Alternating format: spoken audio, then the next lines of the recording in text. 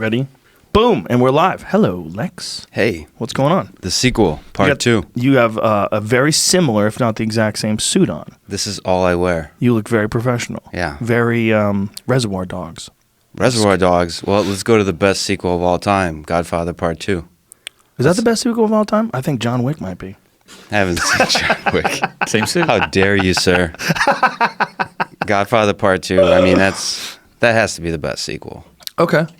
Then, and if this is Godfather Part 2, let's definitely not do Part 3. Yeah, Part 3 was terrible, right? Well, let's not offend anyone, but it was It not wasn't up to as par. good. Yeah. I don't remember it. It was the older Pacino. Oh. With that deeper voice. That was like way later, right? Yeah. That was 90s. Oh, okay. So it's like Point Break, the remix. Yes. Right? When they try to redo things like way, way, way later, they almost never... Except the Alien franchise. They've done a pretty fucking good job with the Alien franchise. They had a couple of duds in there, but for the most part. I've actually never seen the Alien franchise. What? Who are you? What's wrong with you? Aren't you into science? Intelligent men can disagree, but... You're not into science? I don't know. I prefer Al Pacino, I would say. Okay. That the older Scent of a Woman, Al Pacino. You know that movie? Really? Yeah. What? That's one of the greatest Alien? Come on. Yeah, he got the Oscar for that one. What about the one when he played the devil? And the devil likes to rant! Okay, there's two. There's duds one? for everybody. What was that one? Devil's Advocate. Aha, there you go. That was with Keanu Reeves. too, Ah, right? Keanu Reeves from John Wick. I heard John Wick Part 3's very Or good. The Matrix. Yeah, whatever. The better movie. True. Did you see this? That happened. This high school in North Bergen, Jersey, put on the Alien play a couple weeks ago. And Sigourney Weaver showed up, right? Oh, she showed up like just the other day to like say thanks or whatever, or tell them they did awesome. But it looked like crazy, and I was just wondering if they did this when you were in high school. Do you think you might have joined drama, like if they did the Alien play? No, I would have loved it. I would have watched it. All right. I'm not getting into drama. Those people cry too much. There's too much work. It's a cool suit, though. Yeah, okay. Let's talk about this. There's two kinds of movies. There's fun movies, and there's movies that are like transformational for society. Okay, Scent of a Woman. What? Okay, listen. Are you gonna say Scent of a Woman is transformational for society? Yeah, it's one of the greatest scenes between a man and a woman on film. The tango scene. Are you not married? No, I'm not married. Yeah. It's like someone talking about French who can't speak French. I see. Yeah. It's nonsense. That movie sucked. I read about French in a book. Talking about France without ever being to Paris. Yeah. Is Scent of a Woman your favorite movie? No, it's not my favorite. I don't movie. really think that movie sucked either. By the way, if you're getting mad right now, I don't barely remember it. But it is up there. I'm sure it's a good movie. It's one of the greatest performances by any actor ever. Bro. Jesus Christ, you okay? We're off to a good start. Yeah. I bet you there's thousands of people who agree with me right now. Yeah, there's millions that don't. And they're called haters. Oh, everyone who disagrees is always a hater. Okay, so what's your favorite love scene in a movie? Not like between a man You need to and get a woman. married, bro. Okay. You're into love do movies not. and shit? No, I'm You need not. to find yourself a gal. Settle down. We're not talking about romantic comedies, Adam Sandler here. Rom-coms. We're talking about serious, like, dramatic moments, right? Okay. So, Godfather. Good movie. Yeah, great movie. Great movie. Does it have to have two guys, like, shooting each other? Or No. like, okay. So, you ever seen Scent of a Woman? Yeah, I'm sure I saw it. Yeah, Okay. but I barely remember it. All right. Well, I could watch it today. It'd be like a new movie to me. Okay, there's this broken man. Spoiler alert, considering suicide, right? Oh. Okay. It's deep. So he is tortured by, by his involvement in the war, by being irresponsible, all this kind of stuff. He's now mentoring a younger version of himself who has more character, more integrity. And throughout all of this, he meets this beautiful young woman. He's blind. He asks her for the dance, and there's this beautiful moment where they connect. I mean, okay, listen. What's the purpose of film, right? Entertainment. Or make us think. I mean, Make us think. No, you're going to think if you want to think. Nothing makes you think. A film can engage you. It can resonate with you or not. I have a movie that I throw by people whenever I want to find out whether or not I want to listen to anything they have to say about movies. Ex Machina. The Big Lebowski. Yeah. Yeah, that's one of the greatest movies of all time. That could be. Oh, look at you. Okay. That Good. could be Good for like you. that could be like slightly better than Scent of a Woman. Oh, boy. That also has one of the greatest scenes between a man and a woman when when the fine young lady's painting her toenails. Right. And she's offering him sex for money. Yeah, that's a beautiful moment too. You think so? Beautiful. Yeah. Really? Yeah. The comedic. Isn't that that girl that used to be a hot mess? What's her name? Tara Reid. Yeah. Is she still a hot mess, or she get her shit together? She's been like the Sharknado series is what she's been. Oh, doing she's in recently. that? Yeah. So I passed the Big Lebowski test, and you failed the Scent of a Woman test. Well, I don't remember it. I got to wrap this conversation up. I legitimately don't remember it. Okay. I mean, I'm sure it's great. I'm sure it's great. If you're a wise man, if you like it, I'm sure it's good. And you also recognize that Godfather 3 kind of sucks. Yeah. But I like the old Pacino. Listen, Godfather is about your people, the Italian people, have dominated the mob, the brilliant mob movies, right? Mm-hmm. I mean, Godfather is about family, right? There's something deeply like genuine about that like in our modern society we really crave for. So it's like bigger than the individual, bigger than the rules of society, the government, the man. It's family above all. Right. That's like I don't know. That's timeless. Okay. That's I agree beautiful.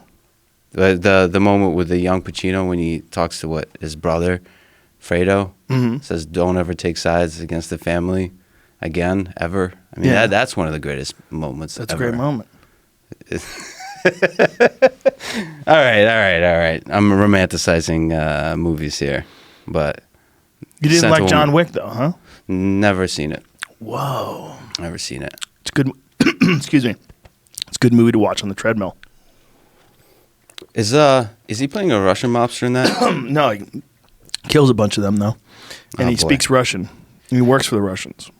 Kills people for the Russians. You know, Keanu Reeves is one of the greatest human beings ever. You think so? Yeah, he's like the nicest guy. Yeah, I heard he's a really nice guy.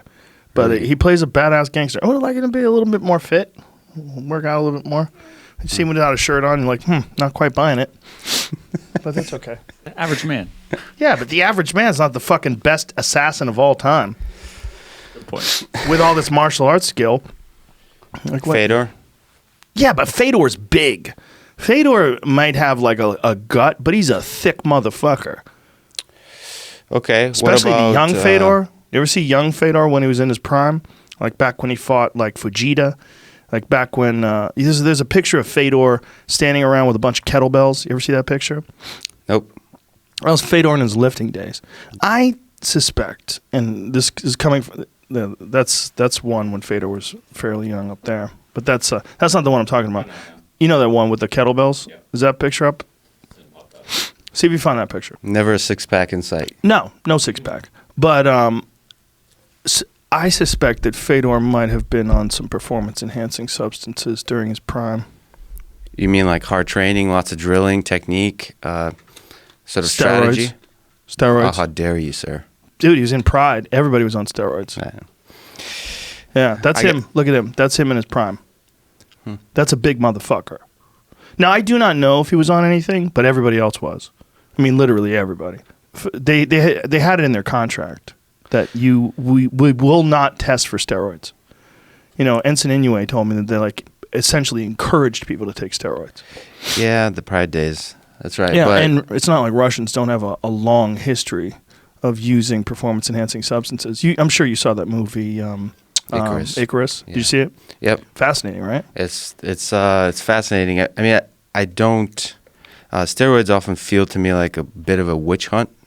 Oftentimes, you assume people are on steroids. I'm a bit of maybe I'm naive or an optimist, but I tend to give people the benefit of the doubt until proven otherwise. But Icarus obviously proves that Icarus kind of throws a monkey wrench to those gears. But you know, with Fedor, the technique on that, the technique, the execution, the timing, the brilliance of his movement, no doubt, the heart. Doubt. No, he was the guts. phenomenal. Yeah, he's one of, if not the greatest heavyweight of all time, he's certainly one of them. And I don't think steroids would help that guy. Yes, they do. They help. Okay. Yeah, they help that guy in particular. Yeah, they help everything. They help your training. They help your ability to recover. They help your explosive power. They help your speed. They help everything. But they also, it's not just steroids. Like a lot of them are on EPO.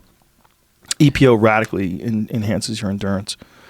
And they're starting to catch people. They just stripped TJ Dillashaw, UFC bantamweight champion, for EPO rather. It's tragic. Yes, it is tragic, especially TJ. I mean, he's just a phenomenal fighter. If not, I mean, certainly top 10 pound for pound. And then this is one of those things that comes up and you go, oh, man, it's a legacy killer. In this world, we have to kind of reconsider what kind of what should be allowed and not. Yeah, I agree with that. There is an idea where you should make steroids legal, right? Or not legal, sorry, allowed, or some kind of supplementation. Like, well, where's the line when you start to talk about the future of martial arts, the future of sport? If you can control the levels so that they're healthy, I mean, isn't that the reason that they're not allowed? Is because if abused, they become unhealthy. They damage long-term well-being of the person. Look, if that was the case, we wouldn't allow fighting. Because fighting is more damaging than steroids, for sure. For sure. Getting punched and kicked and fucking kneed in the face and elbowed into unconsciousness, that is way worse for you than steroids. The concern is not for the athlete. The concern is for the opponent. The idea is that you will be able to inflict punishment that you would not ordinarily be able to inflict. You will have more endurance. You will have more power. You will hurt someone, potentially even... Look, there's going to be a time where someone dies in a mixed martial arts event. And if that someone who was the victor, who did not die, was on steroids, it is going to be a huge national tragedy and a massive disaster for the sport, for everything, if that ever does happen. We can only hope it never does. But for sure, you know, it's a very, very dangerous game you're playing. And when you are... Martial arts is a very dangerous game. And when you are enhancing your body with chemicals that are illegal while you're doing that game, the real question is, though, here's my take on it. And it's one of the most human subjects, and meaning that it's messy. Humans are messy. Like, there's good and there's bad. Yeah. You know, look, like abortion is a messy subject. It's messy. You know, whether you agree with someone's right to have it or not, it is what you're doing is, especially as the fetus gets older, it's messy. You know, when it's a complicated discussion, it's not like you should drink water. You know what I mean? It's like, it's a very complicated discussion. Steroids are a very complicated discussion. You're not allowed to do them, but they exist for a reason. The reason why they exist is they're really effective. They're really effective at enhancing your body. But how much of that will we allow? We allow creatine. We allow supplements in terms of, you know, there's certain things that can slightly elevate your testosterone, slightly elevate your growth hormone. We allow sauna and ice baths and all these things that have shown to enhance recovery. But that's too much. It's too good. They're too effective. But it's weird. It's weird that this thing that we found that makes you better, you can't use. Yeah, and so I have to go back a little bit and disagree with you on something. So in terms of fighting being dangerous, and that's if we wanted to forbid things that are dangerous for you, would forbid fighting. I think the main thing you're doing can be dangerous, right? Mm-hmm. The main thing that we're talking about, the sport, the combat event, that can be dangerous because that is what we watch. Two people at the height of their skill, ability, heart, passion, putting their life at risk. That can be dangerous. But the supplementation around it, the way to make it, to make their training better, more effective, that can't be dangerous. And I thought... That can't be dangerous? Can't be dangerous. So I thought steroids were sort of banned because abuses lead to long-term damage to health. Now we see steroids as cheating. Mm-hmm. But it was banned initially because it has detrimental effects to your health. I don't think that's true. It's not? No, because there's no real evidence that it's detrimental. It's not as detrimental as alcohol when we allow people to drink. But even when abused, where are the bodies? Like there's not a lot of there's a great documentary on it called Bigger, Stronger, Faster, mm-hmm. and it's by my friend Chris Bell. And when you watch that documentary and you realize the real negative consequences of taking steroids are that it shuts down your endocrine system. So it stops your body's natural production of testosterone and growth hormone and hormones. That's the real problem. And for young people, that can be very devastating. And it can lead to depression and suicidal thoughts and all sorts of really bad things when your testosterone shuts down. But as far as like death, boy, I mean, people are prescribed pain pills every day of the week, and fighters that are on injuries that have been, that have gotten surgery, they're prescribed pain pills every day of the week, and those pain pills kill people left and right. And that's just a fact. People die of those things all the time, much more so than die of steroids. So I'm not advocating for the use of steroids. Right. I'm being pretty objective and neutral about this, but I'm just looking at it like it's a very messy subject. Yeah, it's very eloquently put. But so your problem in terms of damaging the opponent is if one side takes steroids and the other doesn't. Exactly. What happens if both? The problem is you would require someone to do that. Maybe someone's a holistic person. They don't want to introduce any unnatural exogenous steroids into their body and hormones into their body. They want everything to be produced by the human body. They want to eat healthy food, train hard, sleep well, and compete naturally. Yeah, you had C.T. Fletcher here yesterday, right? Yes. His natural bodybuilder. Yes. Or not bodybuilder. Powerlifter. Powerlifter, yeah. But that's not required, right? You're not requiring people. You're giving them the choice. So, it's an interesting possibility where in moderation you'll be able to allow steroids in future of athletics, because with an argument that if done in moderation, you can actually create healthier athletes. Yeah, that's a real argument for the Tour de France. The Tour de France, they say that you actually are better off and healthier taking steroids and EPO than you are doing it without it, because it's so unbelievably grueling on the body. Yeah. I mean, those athletes are basically some of the best people in the world at suffering, long-term suffering. It's incredible. Ultramarathon runners, all those guys. It's incredible. It's a different sort of thing, and, the thing about ultramarathon runners is they don't even test them, because they're like, good luck. Those people have iron wills. I don't know if Courtney DeWalter's a woman who, you know who she is? Yeah. She's been in here. She eats candy. She drinks beer, eats candy and pizza. Yeah, it doesn't make sense. Yeah, I mean, she's just got a fucking iron will. Yeah. Her will is indomitable. And you could take all the steroids you want. When you're running for 3 days, that chick is going to beat you. She just doesn't know how to quit. Just has no quit in her. Did you see the podcast with her where she talked about how she fell? She couldn't see. She was experiencing, I think it was interocular hemorrhaging. Yeah. So her eyeballs were bleeding internally, something like that, where it was impeding her vision. She couldn't see. I would stop running. Yeah. No, she fell because she couldn't see, busted her head open, bleeding all down her face, keeps running. Barely can see her feet as she's running, keeps running. I'm glad those people are out there. I'm actually a bit like that. Like, I don't know how to quit. Really? Yeah, I do a lot of stuff like that, like stupid. Like, I ran yesterday. I couldn't sleep. I ran here yesterday, 13 miles. I'm not a runner. Just this weird obsession. You don't run? No, I run, but I'm not a runner. Like look at my body. I have a similar body like yours. We're not exactly. We do like better built for short sprinting, and then maybe killing somebody with our hands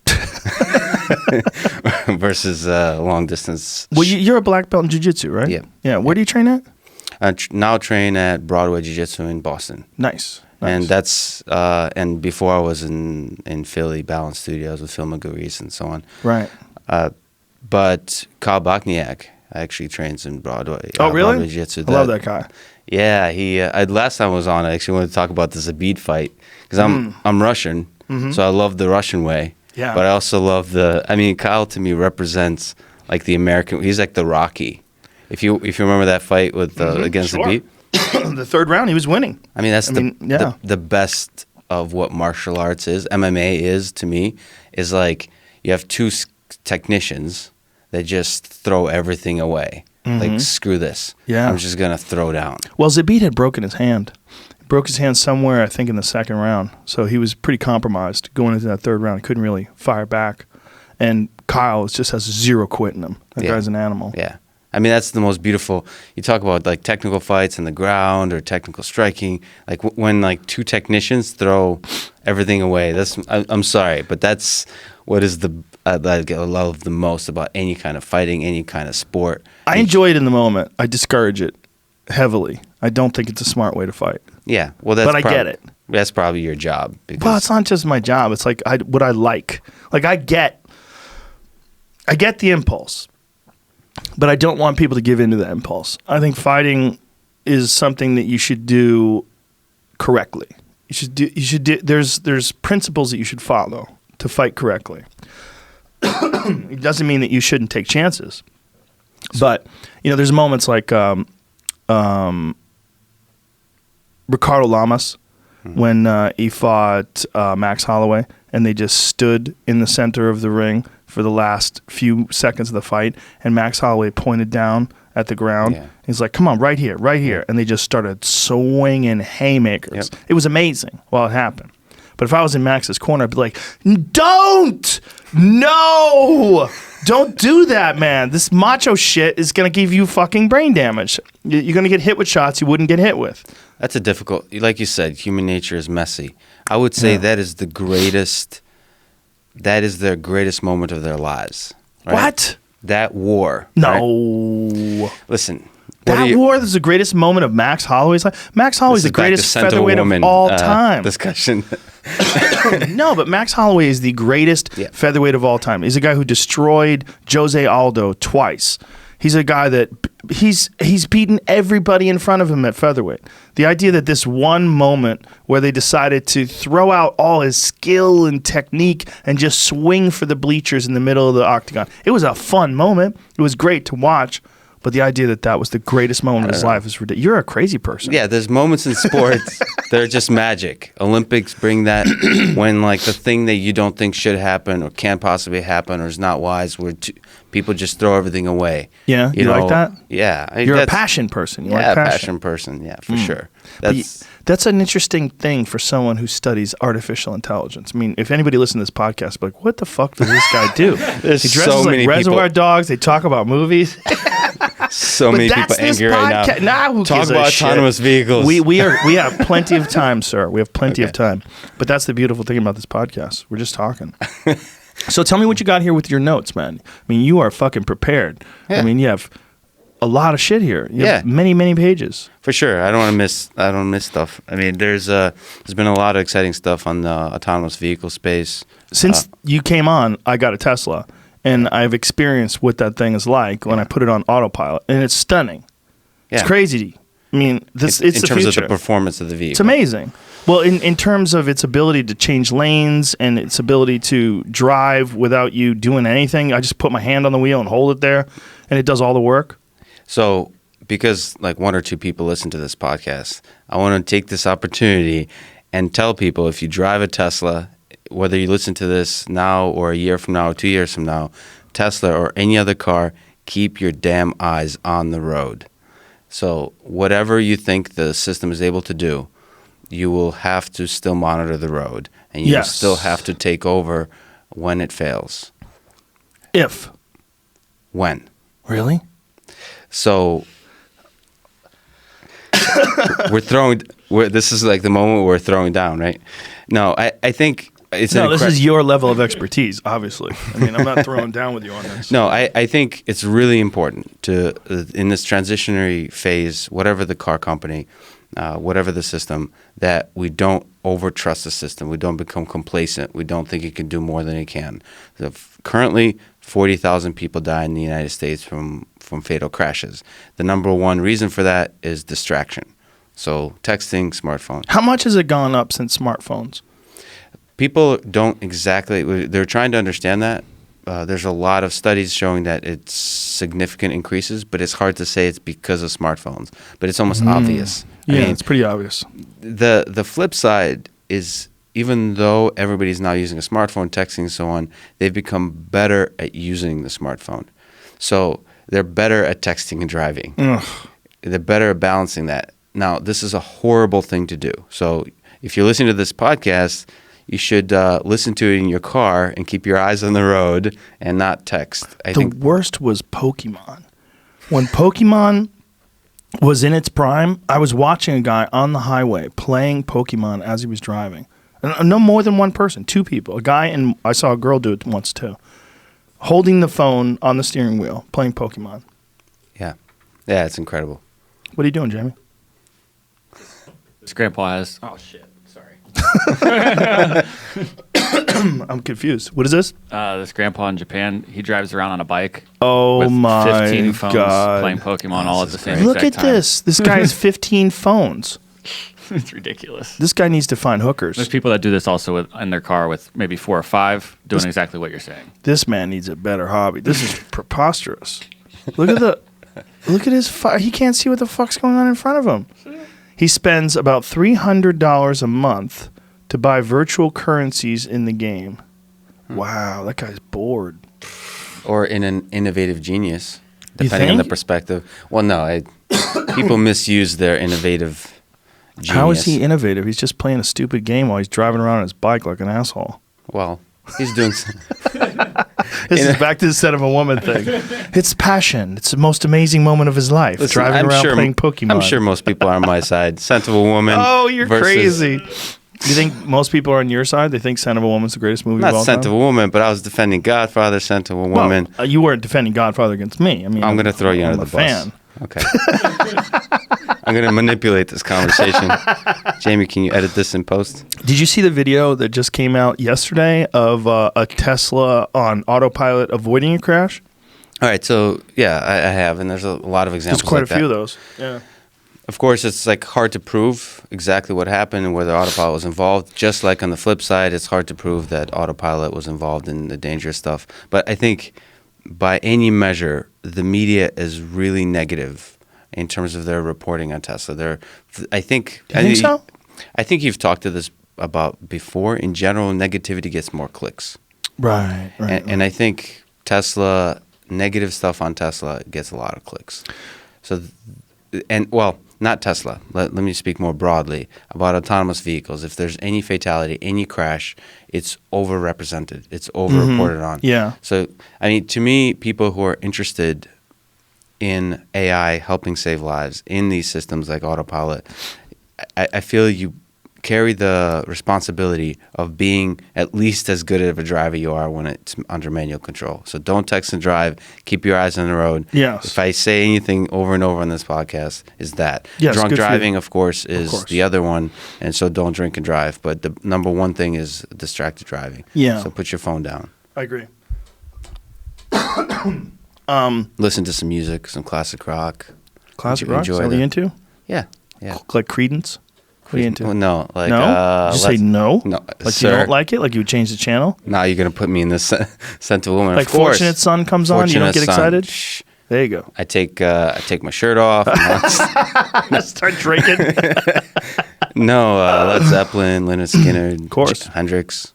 Horace You know, Hendrix. I have to admit something. I thought about messaging you a couple times. I wanted to. I play guitar. Do you? Yeah. You good? You can't. Are you good at jiu-jitsu? Yeah, I'm good. Okay. I'm a black belt. I'm pretty good. You're a black belt too. I'm sure you're good. Yeah. I mean, I'm not world class. And A lot of dudes fuck me up. I'm a 3-stripe purple belt at guitar. Ah, that's a good way of putting it. Yeah. Yeah, I say that about hunting. I'm like a blue belt in hunting. Yeah, yeah. Yeah, I've been doing it. Like, I got the purple belt by doing it a long time, as opposed to being amazing. But Did you take lessons?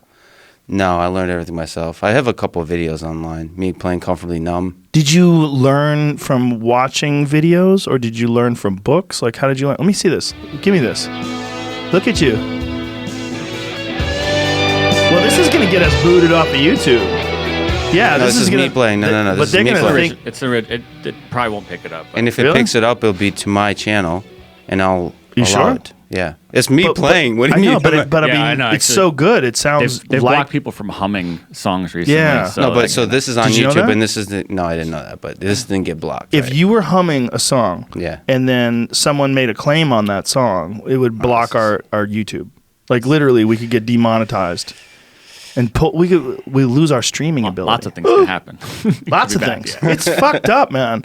Like we've gotten flagged for watching something on the screen, picture in picture, no sound, commenting on it, Yeah. and we get flagged, and they want all the advertising revenue from a 3-hour show for 5-10 seconds of a video. It's a slightly broken system. Ooh, it's broken. But there's a lot of scam artists too. So I played another song, Black Betty. Oh yeah? And I played Dum-dum. I played the damn song, but they said it wasn't. They did exactly that. Oh, they said it actual was the Ram Jam or whatever. Yeah. It said it was there, and I may have borrowed the beat behind it from them. I'm not sure. I just took a that beat could like. be it. Yeah. Well, that's what I was thinking about that song. Like it sounded like there was other shit going on besides just your guitar. Oh no, that's all me. Really? That's all me. The back. Let me hear that again. That's really good, man. You sound good. That's a great fucking song too. Comfortably Numb. You know the scariest thing for me was What? to play guitar on this podcast. So I was like going back and forth. Oh, really? Should I do it? Should I not do it? Actually So- play? Actually play. There's only a few people that have ever played. Everlast. Ben and Suzanne from Honey Honey. Gary Clark didn't, right? He just came on and talked. He brought his guitar. I wanted to play Hendrix here. Really? Yeah. Live? Live. You got it right with you right now? No, In the guitar? future, yeah. Well, no, I meant I was okay. Sure, in the the future. I'm not promising. I'm scared. Will you wear a Hendrix wig with a bandana? Is that racially insensitive though? No, you're allowed to. Joe, I will not take As advice long as on you on don't wear basically anything. blackface, you're allowed. Okay. The hair is like just, it's just hair. Is this how You can't get wear me this? dreadlocks though. Yeah, so there's rules. But I think you.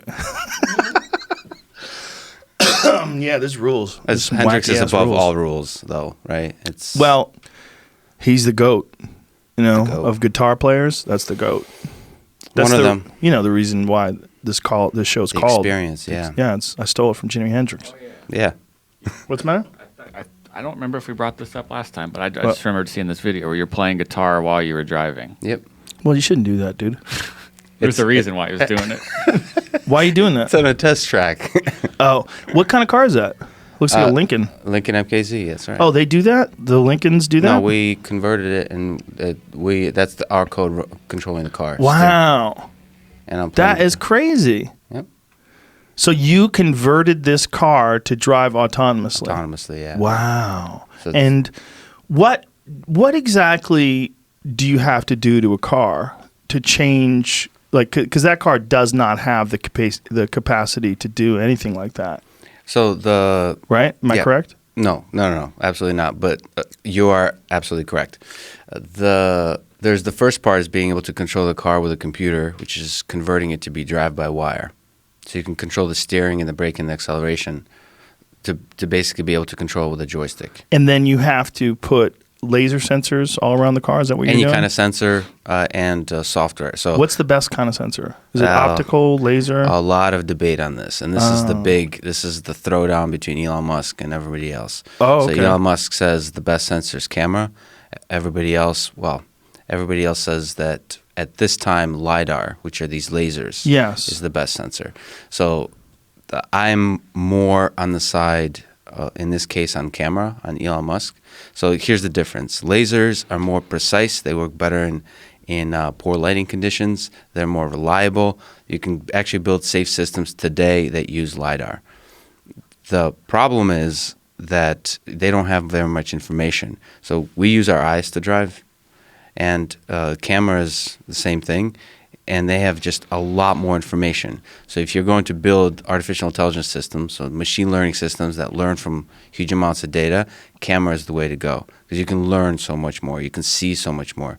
So the richer, deeper sensor is camera. But it's much harder. You have to collect a huge amount of data. It's a little bit more futuristic, so it's a longer-term solution. So today, to build a safe vehicle, you have to go LiDAR.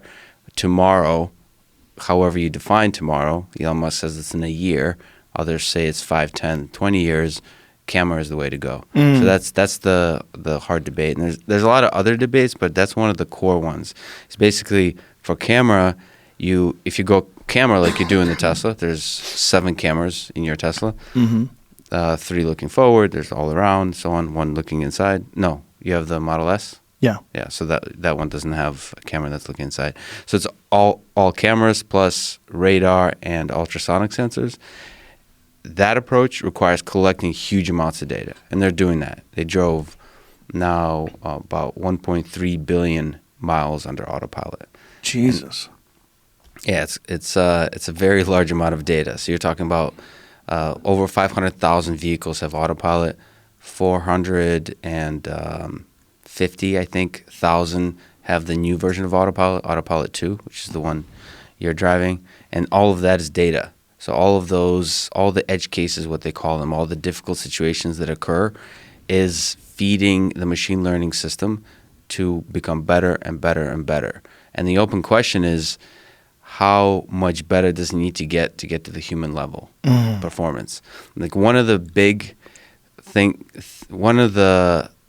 big assumptions of us human beings is that we think that driving is actually pretty easy, and we think that humans suck at driving. Those two assumptions. We think like driving, you stay in the lane, you stop for the stop sign, it's pretty easy to automate. And then the other one is you think like humans are terrible drivers, and so it'll be easy to build a machine that outperforms humans at driving. Now I think there's a lot of flaws behind that intuition. We take for granted how hard it is to look at the scene, like everything you just did, picked up, moved around some objects. It's really difficult to build an artificial intelligence system that does that. To be able to perceive and understand the scene enough to understand the physics of the scene, like all these objects, like how to pick them up, the texture of those objects, the weight, to understand glasses, folded and unfolded, open water bottle, all those things is common sense knowledge that we take for granted. We think it's trivial. But there is no artificial system in the world today, nor will there be for perhaps quite a while, that can do that kind of common sense reasoning about the physical world. Add to that pedestrians. So add some crazy people in this room right now to the whole scene. Right, and being able to notice, like, this guy's an asshole. Look at him. What is he doing? What is he doing? Get off that skateboard. Oh, Jesus, he's in traffic. Yep. And considering not that he's an asshole, he's a respectable skateboarder, that in order to make him behave a certain way, you yourself have to behave a certain way. So it's not just you have to perceive the world, you have to act in a way, like you have to assert your presence in this world. You have to take risks. So in order to make the skateboarder not cross the street, you have to perhaps accelerate if you have the right of way. And there's a game theoretic, a game of chicken to get right. I mean, we don't even know how to approach that as a artificial intelligence sort of research community and also as a society. Do we want an autonomous vehicle that speeds up in order to make a pedestrian not cross the street, which is what we do all the time. We have to assert our presence. If there's a person who doesn't have the right of way who begins crossing, we're going to either maintain speed or speed up potentially if we want them to not cross. So that game there, to get that right. That's a dangerous game for a robot. It's for a robot. And for us to be rationally, if that, God forbid, leads to a fatality, for us as a society to rationally reason about that and think about that. I mean, a fatality like that could basically bankrupt a company. Right? There's a lawsuit going on right now about an accident in Northern California with Tesla. Yeah. And are you aware about that one? Yeah. What was the circumstances about that one? So there was, I believe, in Mountain View, a fatality in a Tesla where this is a common problem for all lane keeping systems like Tesla Autopilot is there's a divider in the highway, and basically the car was driving along the lane, and then the car in front moved to an adjacent lane, and this divider appeared, right? So you have to now steer to the right, and the car didn't, and it went straight into the divider. Oh, wow. And it's, basically what that boils down to is the car drifted out of lane, right? Or didn't adjust properly to the lane. And those kinds of things happen. And this is because the person was allowing the autopilot to do everything? Nope, you can't. So we have to be extremely careful here. I don't know the really deep details of the case. I'm not sure exactly how many people do. So there's a judgment on what the person was doing, and then there's analysis of what the system did, right? The system drifted out of lane. The question is, was the person paying attention, and was there enough time given for the person to take over, and if they were paying attention, to catch the vehicle, steer back onto the road. As far as I believe, the only information they have is hands on steering wheel, and they were saying that like half the minute leading up to the crash, the hands weren't on the steering wheel or something like that. Basically trying to infer were the person paying attention or not. But we don't have the information exactly where were their eyes. Right. You can only make guesses, as far as I know, again. So the question is, this is the eyes on the road thing, because I think I've heard you on a podcast saying you're tempted to sort of look off the road with your new Tesla, or at least become a little bit complacent. That's your worry. The worry is that you just rely on the thing, that you would relax too much. But what would that relaxation lead to? The problem is if something happened, if you weren't, when you're driving, I mean, we've discussed this many times on the podcast, the reason why people have road rage, one of the reasons, is because you're in a heightened state, because cars are flying around you and your brain is prepared to make split-second decisions and moves. And the worry is that you would relax that because you're so comfortable with that thing driving. Everybody that I know that's tried that, they say you get really used to it doing that. You get really used to it just driving around for you. So the question is, what happens when you get used to it? Yeah. Do you start looking off road? Do you start texting more? Do you start watching a movie, etc.? Right. That's really an open question. And for example, we just did the study. Published a study from the MIT on what people in our data set. We collected this data set of 300,000 miles in Teslas. We instrumented all these Teslas and watched what people are actually doing, and are they paying attention when they disengage the system. So there's a really important moment here. We have 18,000 of those. When the person catches the car, they disengage autopilot. Mm-hmm. And that's a really Tesla uses this moment as well. That's a really important window into difficult cases. So some percentage of those, some small percentage, it's about 10%, we call them tricky situations, is situations where you have to immediately respond, like drifting out of lane, if there's a stopped car in front, so on. The question is, are people paying attention during those moments? So in our data set, they were paying attention. They were still remaining vigilant. Now, in our data set, the autopilot was, quote unquote, encountering tricky situations every 9.2 miles. So you could say it was failing every 9.2 miles. Like that is one of the reasons we believe that people are still remaining vigilant, that it's regularly and unpredictably sort of drifting out of lane or misbehaving. So you don't overtrust it. You don't become too complacent.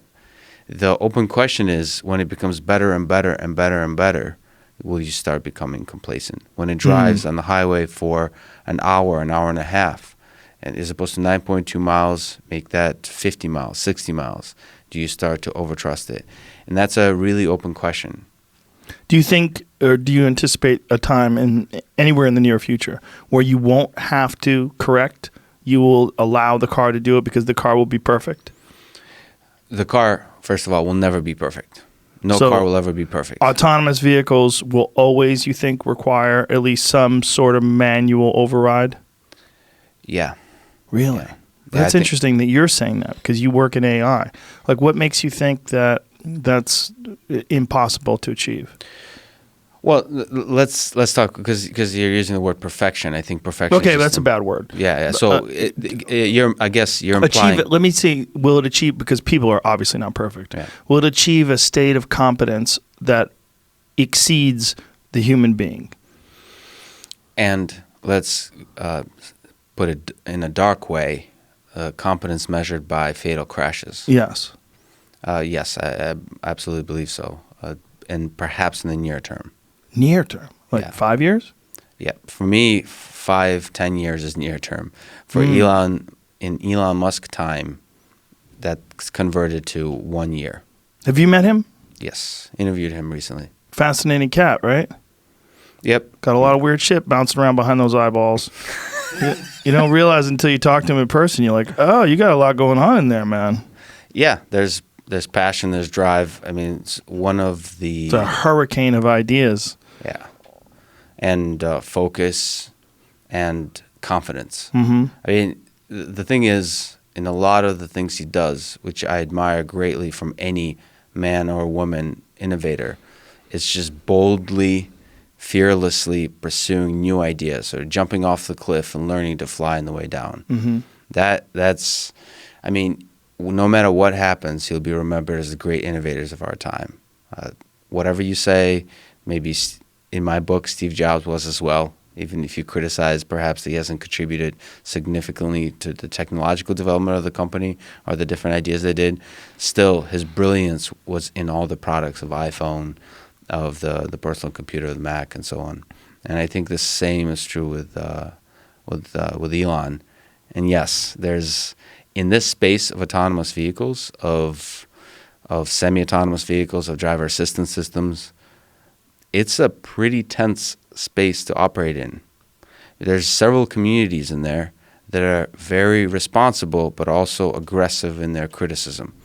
So in driving in the automotive sector, obviously, since Henry Ford and before, there's been a culture of safety, of just great engineering. These are like some of the best engineers in the world in terms of large-scale production. You talk about Toyota, you talk about Ford, GM.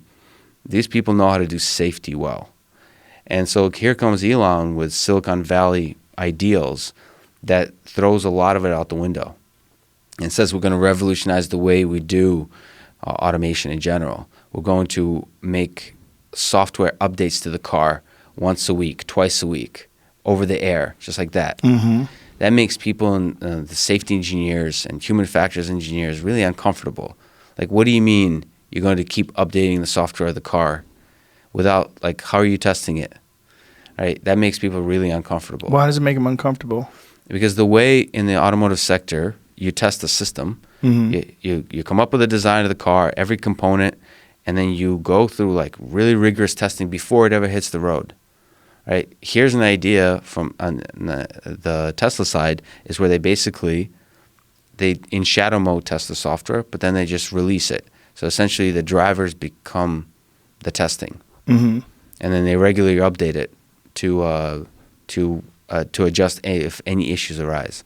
That makes people uncomfortable because there's not a standardized testing procedure. There's not at least a feeling in the industry of rigor, because the reality is we don't know how to test software with the same kind of rigor that we've tested the automotive system in the past. So I think it's extremely exciting and powerful to make software sort of approach automotive engineering with, at least in part, a software engineering perspective. So just doing what's made Silicon Valley successful. So updating regularly, aggressively innovating on the software side. Mm-hmm. So your Tesla over the air while we're sitting here could get a totally new update. Right. With a flip of a bit, as Elon Musk says, it can gain all new capabilities. That's really exciting, but that's also dangerous. And that balance, well, what's dangerous about it? That it'd be faulty software? Faulty, a bug. So if the apps on your phone, fail all the time, we're as a society used to software failing, and we just kind of reboot the device or restart the app. The most complex software systems in the world today, if we think outside of nuclear engineering and so on, they're really they're too complex to really thoroughly test. So thorough, complete testing, proving that the software is safe, is nearly impossible on most software systems. That's nerve-wracking to a lot of people, because there's no way to prove that the new software update is safe. So what is the process?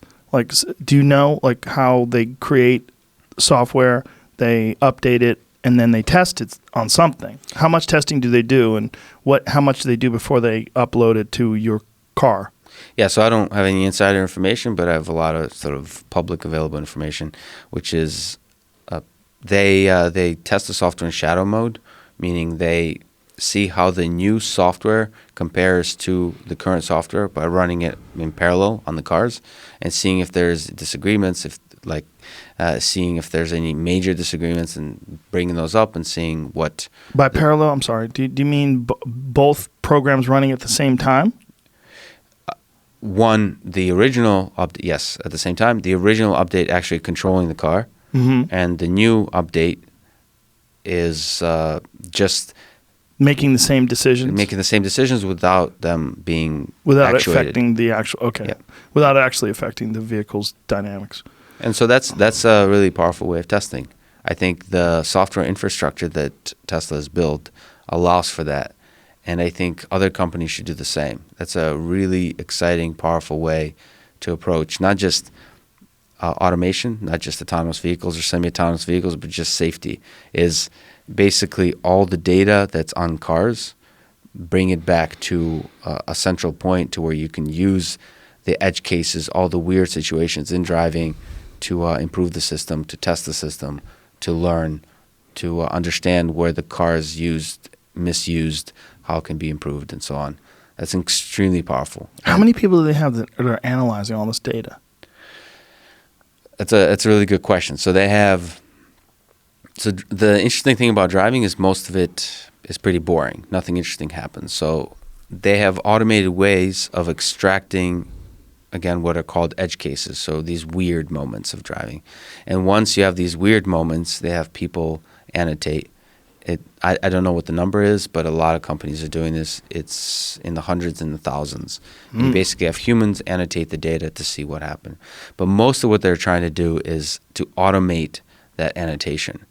So to figure out how the data can be automatically used to improve the system. So they have methods for that because it's a huge amount of data, right? I think in the recent Autonomy Day a couple of weeks ago, they had this big Autonomy Day where they demonstrated the vehicle driving itself on a particular stretch of road. They showed off that they're able to query the data, basically ask questions of the data, saying the example they gave is there's a bike on the back of a car, the bicycle on the back of a car, and they're able to say, well, when the bicycle is in the back of a car, that's not a bicycle, that's just the part of the car. And they're able to now look back into the data and find all the other cases, the thousands of cases that happened all over the world, in Europe and Asia, in South America and in North America and so on, and pull all those elements and then train the perception system of autopilot to be able to better recognize those bicycles as part of the car. So every edge case like that, they go through, saying, okay, the car freaked out in this moment. Let me find moments like this in the rest of the data and then improve the system. So this kind of cycle is the way to deal with problems, with failures of the system. It's to say every time the car fails at something, say, is this part of a bigger set of problems? Can I find all those problems and can I improve it with a new update? And that just keeps going. The open question is how many loops like that you have to take for the car to become really good, better than human. So basically, how hard is driving? How many weird situations when you manually drive do you deal with every day? Somebody mentioned, I don't know, there's like millions of cases when you watch video, you see them. Somebody mentioned that they drive a truck, a UPS truck, past cow pastures, and they know that if there's no cows in the cow pasture, that means they're grazing. And if they're grazing, I may not be using the correct terms, I apologize, not a cow guy, that means that there may be cows up ahead on the road. There's just this kind of reasoning you can use to anticipate difficult situations. And we do that kind of reasoning about like everything. Cars today can't do that kind of reasoning. They're just perceiving what's in front of them. Now, outside of Tesla, how many other companies have autonomous systems that are driving their cars? So maybe it's good to step back. There's several, and there's several leaders in each different approach. So first, let's draw a line between the different types of systems there are. Okay. One, there's fully autonomous vehicles. So these are cars you can think about that don't have a steering wheel. Or if they have a steering wheel, it doesn't matter. They're in full control. And if there's a crash, the car company is liable. Do those exist? No. Okay. It's a gray area though, because many companies are basically saying that that's what they're doing, but they're not quite there. So the leader in that space is used to be called Google Self-Driving Car Program. Now it's called Waymo. They are doing that. It's called level 4 or level 5. There's levels to this game. And this is this particular level where it's fully autonomous. Now they're trying to achieve full autonomy. But the way they're doing it currently is they're testing on public roads with what's called a safety driver. So there's a driver always ready to take over. And the driver does have to take over at some rate, frequently. And so the fact that the driver has to take over, that's not fully autonomous then, right? So there's no car today that you can just get in without a safety driver. So there's nobody behind the wheel and using your app sort of get from point A to point B. Right. But out of the cars that are semi-autonomous, where there is an autonomous program, but you do have to keep your hands on the wheel and pay attention to the road, what are the leaders? Besides Tesla, there's Tesla, and who else is doing it? So there's several systems. So it depends how you define leader, but so are they? Let me ask you this: does Mercedes and BMW do they use the same system? Does someone make a system for cars, or do they create their own systems? Yeah, that's a really good question. So in some cases there's Mobileye and NVIDIA.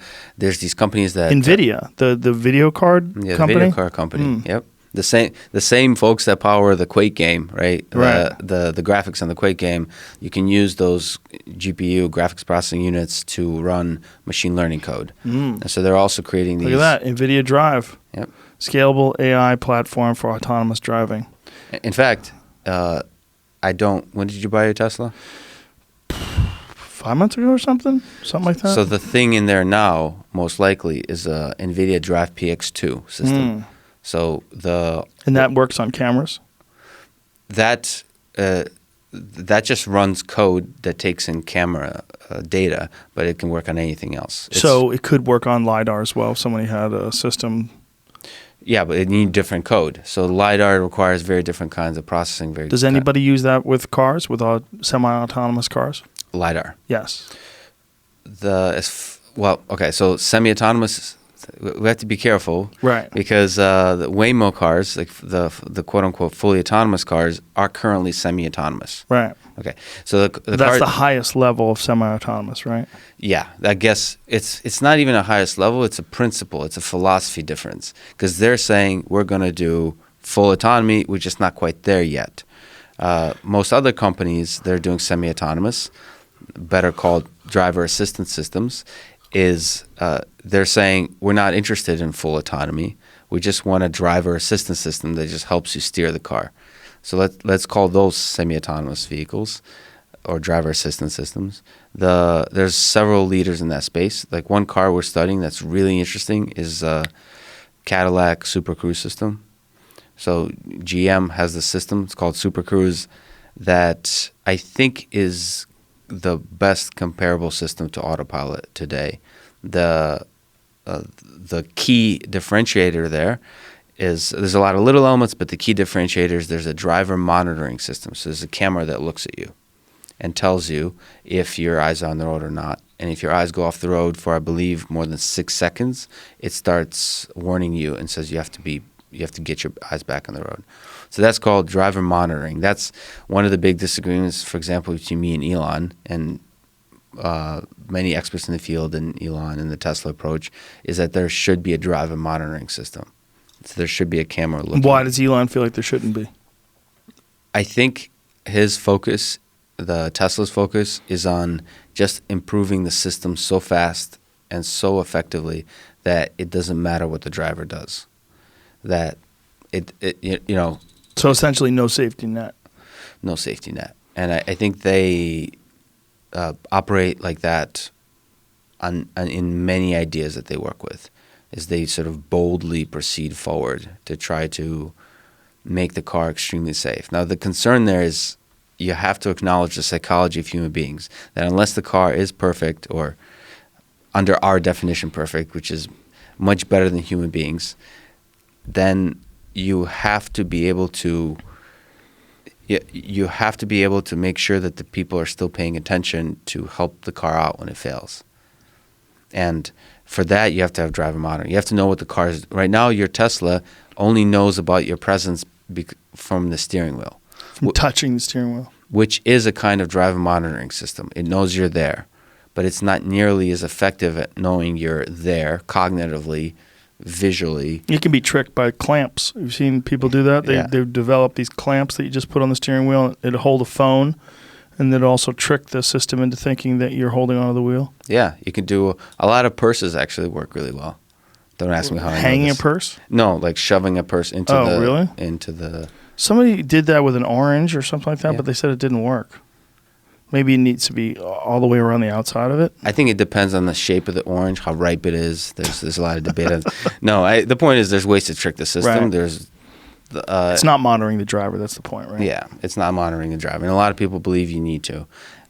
You think you need to. Makes sense. Yeah, I think not just for the safety of the system, but to create an experience. Like I think there's value for the car to know more about you. Mm-hmm. Sort of just like look at that. What's happening there? It's scanning this guy's eyes. That's some Minority Report shit. Freaks me out. So there's a lot of companies sort of springing up that are doing computer vision on the face and so on to try to detect where you're looking. So what cars have that now? The major one is the Super Cruise system. There's not many cars. A few cars are starting to add it. Europe. What's a Super Cruise system? That's the GM Cadillac. Oh, okay. They're trying to, so it's in their super expensive lineup currently, and they're, I think, trying to add it to the full lineup of all. So in like Cadillacs, what is that big cruiser that they have now? The big four-door car, the really high-end. Is it CT6? I don't know what it is. They have a new one that's really nice. Is that what they're putting it in? The big sedan? That thing. Yes. It's pretty. I don't know if that's the CT6, but the one we're looking at is the CT6. Yeah, that's a 2018 CT6. Yeah, it's but they want to add it to their full fleet. It's a really interesting. Does that have the same amount of cameras as the Tesla system does? No, and it has a very different philosophy as well in another way, which is it only works on very specific roads, on interstate highways. There's something called ODD, Operational Design Domain. So they define that this thing, Super Cruise system, only works on this particular set of roads, and they're basically just major highways. The Tesla approach is saying basically what Elon jokingly referred to as ADD, right? Is it works basically anywhere. So if you try to turn on your autopilot, you can basically turn it on anywhere where the cameras are able to determine either lane markings or the car in front of you. Mm-hmm. And so that's a very different approach, saying you can basically make it work anywhere, or in the Cadillac case, making it work on only specific kinds of roads. So you can test the heck out of those roads. You can map those roads. So you can use actually LiDAR to map the full road, so you know the full geometry of all the interstate highway system that it can operate on. And then does it also coordinate with GPS, where so it understands where like bumps in the road might be or hills? In that sense, it coordinates with GPS for different curvature information, but not the topography. And like construction is a big one. That would be crazy if it knew potholes. You know. Potholes isn't a big problem. I think construction is the big problem. Like just this quickly changing dynamic information, which like apps like Waze provide. I mean, potholes are a pretty big problem in Boston, though. Yeah, no, for sure. But New York is actually probably even worse. I blew out 2 tires in one day in New York on potholes. Just had an unlucky day. Yeah, but I'd rather you blow out your tire than for sure. Than I mean the kind of fatality that happened in the Mountain View with the Tesla, I believe is slightly construction related. So I mean, there's a lot of safety critical events that happen construction related stuff. I would like it if that stupid Tesla could figure out the hole in the ground though, so I didn't have to blow a tire out. Like, come on, bro. I feel your pain, Joe. Figure it out. But priorities. I'll make sure. I'll forward this podcast to Elon to make sure they work on this. I think he's busy. Yeah. What is this, Jamie? Tesla Autopilot will be able to avoid potholes in the road, says Elon Musk. Ha ha! The motherfucker's on top of shit. What's the date on that? April 7th. Okay. Just now. There you go. And that's an interesting thing. That's almost an ethical question, whether you want a car to avoid a situation by swerving. Right. Because when you swerve, you now introduce, as opposed to sort of braking the vehicle only, you swerving into another lane means you might create a safety situation elsewhere. Right. You might put somebody else in danger. Yeah, that's why I was saying if it coordinated with GPS, it would have previous knowledge. You know, sort of like Waze tells you where the cops are. Yep. You know what I mean? So that kind of information would be extremely powerful and useful. The problem is it's hard to get it really up to date, that kind of information really up to date. Mm-hmm. It's just an infrastructure question, just getting the software, the data in place to where the car will be able to learn quickly from all the things that are changing. I think potholes don't change that often, so that's a different thing. But in terms of construction zones, in terms of other weird things that change the dynamics, the geometry of the road, Mm-hmm. that's difficult to get right. So Cadillac's doing a version of it, but it sounds like it's a little bit less involved, less comprehensive. Maybe there's a better way of describing it. Yeah, and less, I would say it's more safety focused. It's a sort of, what's the right words to use here? It's more cautious Mm-hmm. in its implementation. So GM, again, has a tradition, for better, for worse. Is this it, Jamie? Yeah, this is a video they have on their website. This little part I'm showing you shows like the signal coming on. And Oh, wow, the take green over. thing. Yep. Pay attention, lady. She's too hot. She's not paying attention. She's looking at people staring at her. No comment. So one of the things that it's hard to talk about without actually experiencing the system is what's more important than driver monitoring and any of the details we talk about is like how the whole thing feels, the whole thing together, how it's implemented, the whole interface. And the Cadillac system is actually done really well in the sense that there's a clarity to it. Like everything becomes, there's a green color and a blue color, and you know exactly when the system is on and when it's off. That's one of the big things people struggle with, is just confusing in other cars, drivers not being able to understand when the system is on or off. Oh, right. So you think the system's doing it, and then you just slam into something Yep. that wasn't even on.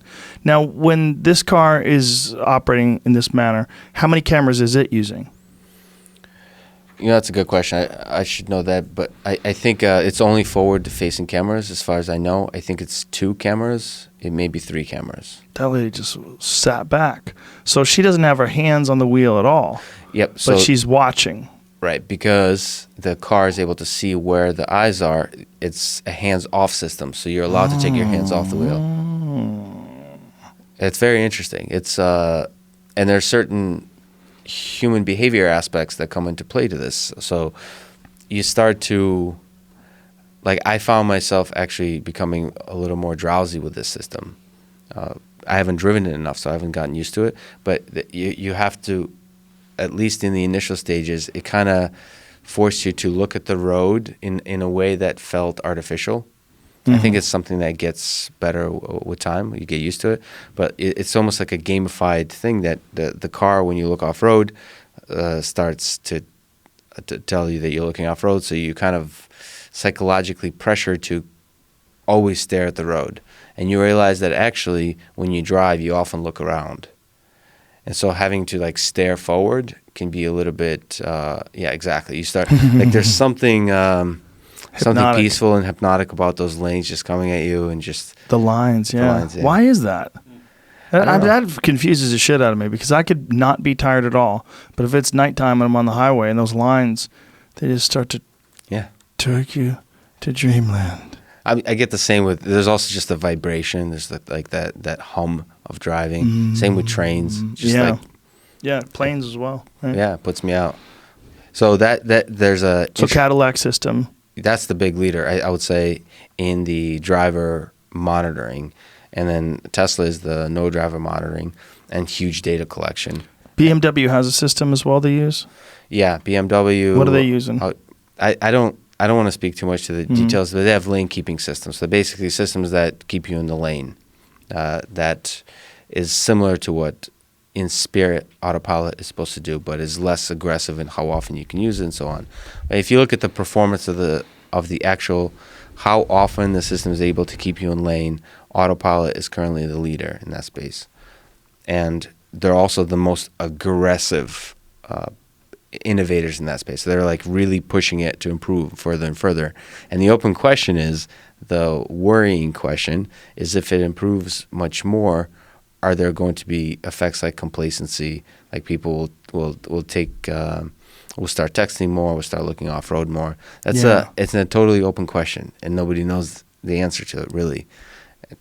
And there's a lot of folks, like I mentioned, in the safety engineers and human factors community, so these psychology folks who have roots in like aviation, that there's been 70 years of work that looks at vigilance, that people, if I force you to sit here and monitor for something weird happening, like radar operators in World War II had to watch, for the dot to appear.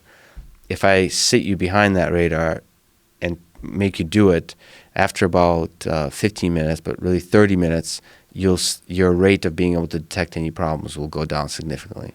You just kind of zone out. And so there's like all kinds of psychology studies that show that we're crappy. Human beings are really crappy at monitoring automation. If I put a robot on you, just say, monitor this system so it doesn't kill anyone, you'll tune out. Yeah, we have to be engaged. You have to be engaged. You have to be, there has to be a dance attention kind of. Yeah, we don't have a mode for watching autonomous things, right? If you consider historically the kind of modes that people have for observing things, we don't really have a mode for making sure that an autonomous thing does its job.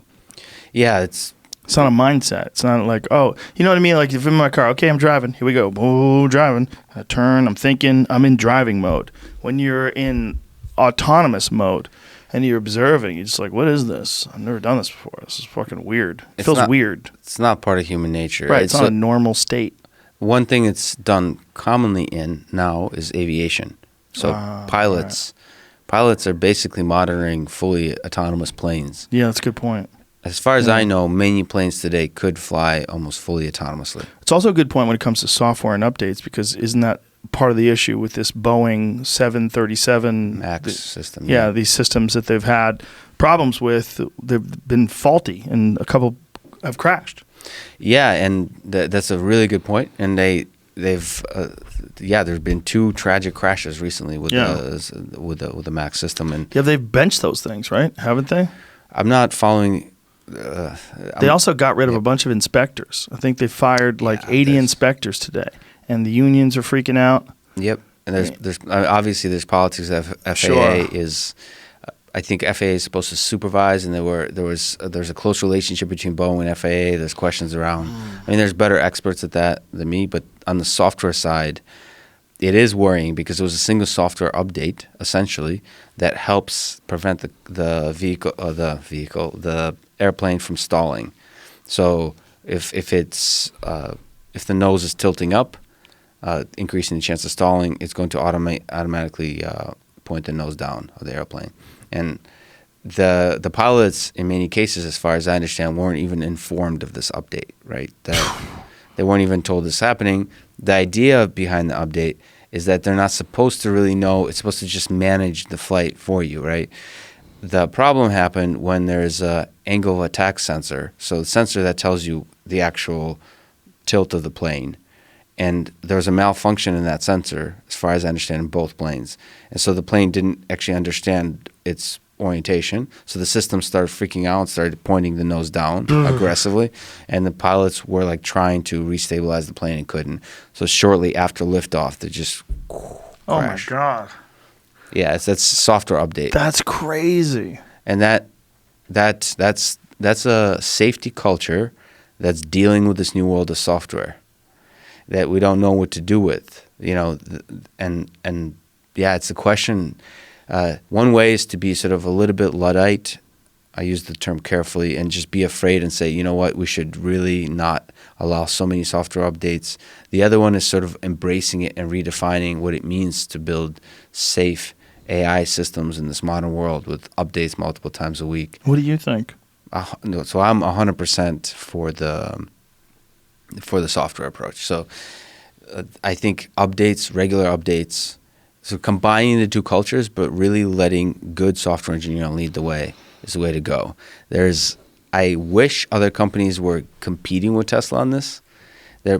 On the software side, Tesla is far ahead of everyone else in the automotive sector, and that's one of the problems. I'm worried that competition is good, right? And I'm worried people are way too far behind to actually give Tesla new ideas. I'll compete Tesla on software. So most cars are not able to do over-the-air. As far as I know, no cars are able to do major over-the-air updates except Tesla vehicles. They do over-the-air updates to the entertainment system, like, if your radio is malfunctioning. But in terms of the control of the vehicle, you have to go to the dealership to get an update. Tesla is the only one that over-the-air, like it can multiple times a week do the update. I think that should be a requirement for all car companies. But that requires that they rethink the way they build cars. That's really scary when you manufacture over 1 million cars a year in Toyota and GM, to say, especially old school Detroit guys and gals that are like legit car people, to say we need to hire some software engineering. That's a challenge. It's a totally, I don't know how often you've been to Detroit, but there's a culture difference between Detroit and Silicon Valley. And those two have to come together to solve this problem. So have like the adult responsibility of Detroit, of how to do production well, manufacture, how to do safety well, how to test the vehicles well, and do the bold, crazy, innovative spirit of Silicon Valley, which Elon Musk in basically every way represents. And that, I think that will define the future of actually AI in general. I mean, interacting with AI systems just even outside the automotive sector requires these questions of safety, of AI safety, of how we supervise the system, how we manage them from misbehaving, and so on. There's a concern about those systems being vulnerable to third-party attacks. Yeah, so hacking. Yeah. That's a fascinating question. I think there is a whole discipline called adversarial machine learning in AI, which basically any kind of system you can think of, how we can feed it examples, how we can add a little bit of noise to the system to fool it completely. So there's been demonstrations on Alexa, for example, where you can feed noise into the system that's imperceptible to us humans and make it believe you said anything. So fool the system into thinking, so ordering extra toilet paper, I don't know.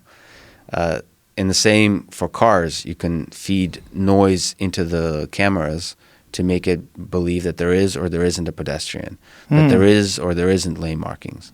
So someone could do this, in theory at least. In theory, that's the big difference. Is in theory is doable. You can do demonstrations. In practice, it's actually really difficult to do in the real world. So in the lab, you can do it. You can construct a situation where a pedestrian can wear certain types of clothing or put up a certain kind of sign where they disappear from the system.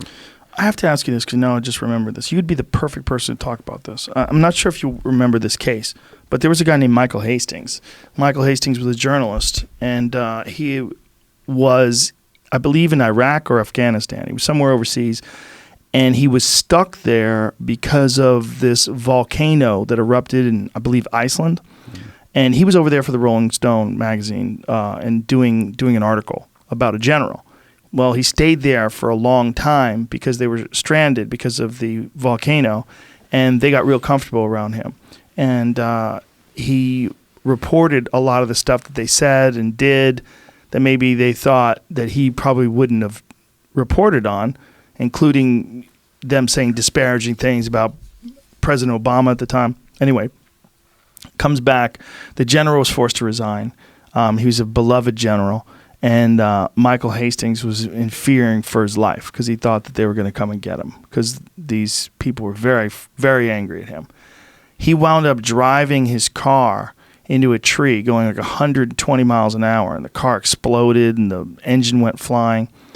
And people that were the conspiracy theorists were saying they believed that that car had been rigged to work autonomously, or that someone, some third party, bad person decided to, or good person, depending on your perspective, decided to drive that guy's car into a fucking tree at 120 miles an hour. Do you think that, and this is 2011, Michael Hastings' death, 12, maybe 2012? I think that sounds right. 12. Let's see what it says. 2013. 2013? Yeah, June 2013. Do you think that in 2013 that would have been possible?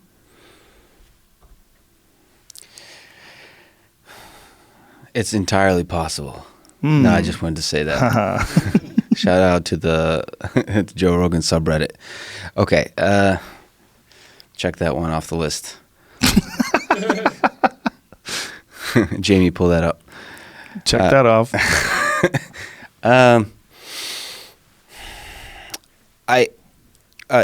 Whether it's possible is an interesting question. Whether it's likely is another question. I think it's very unlikely.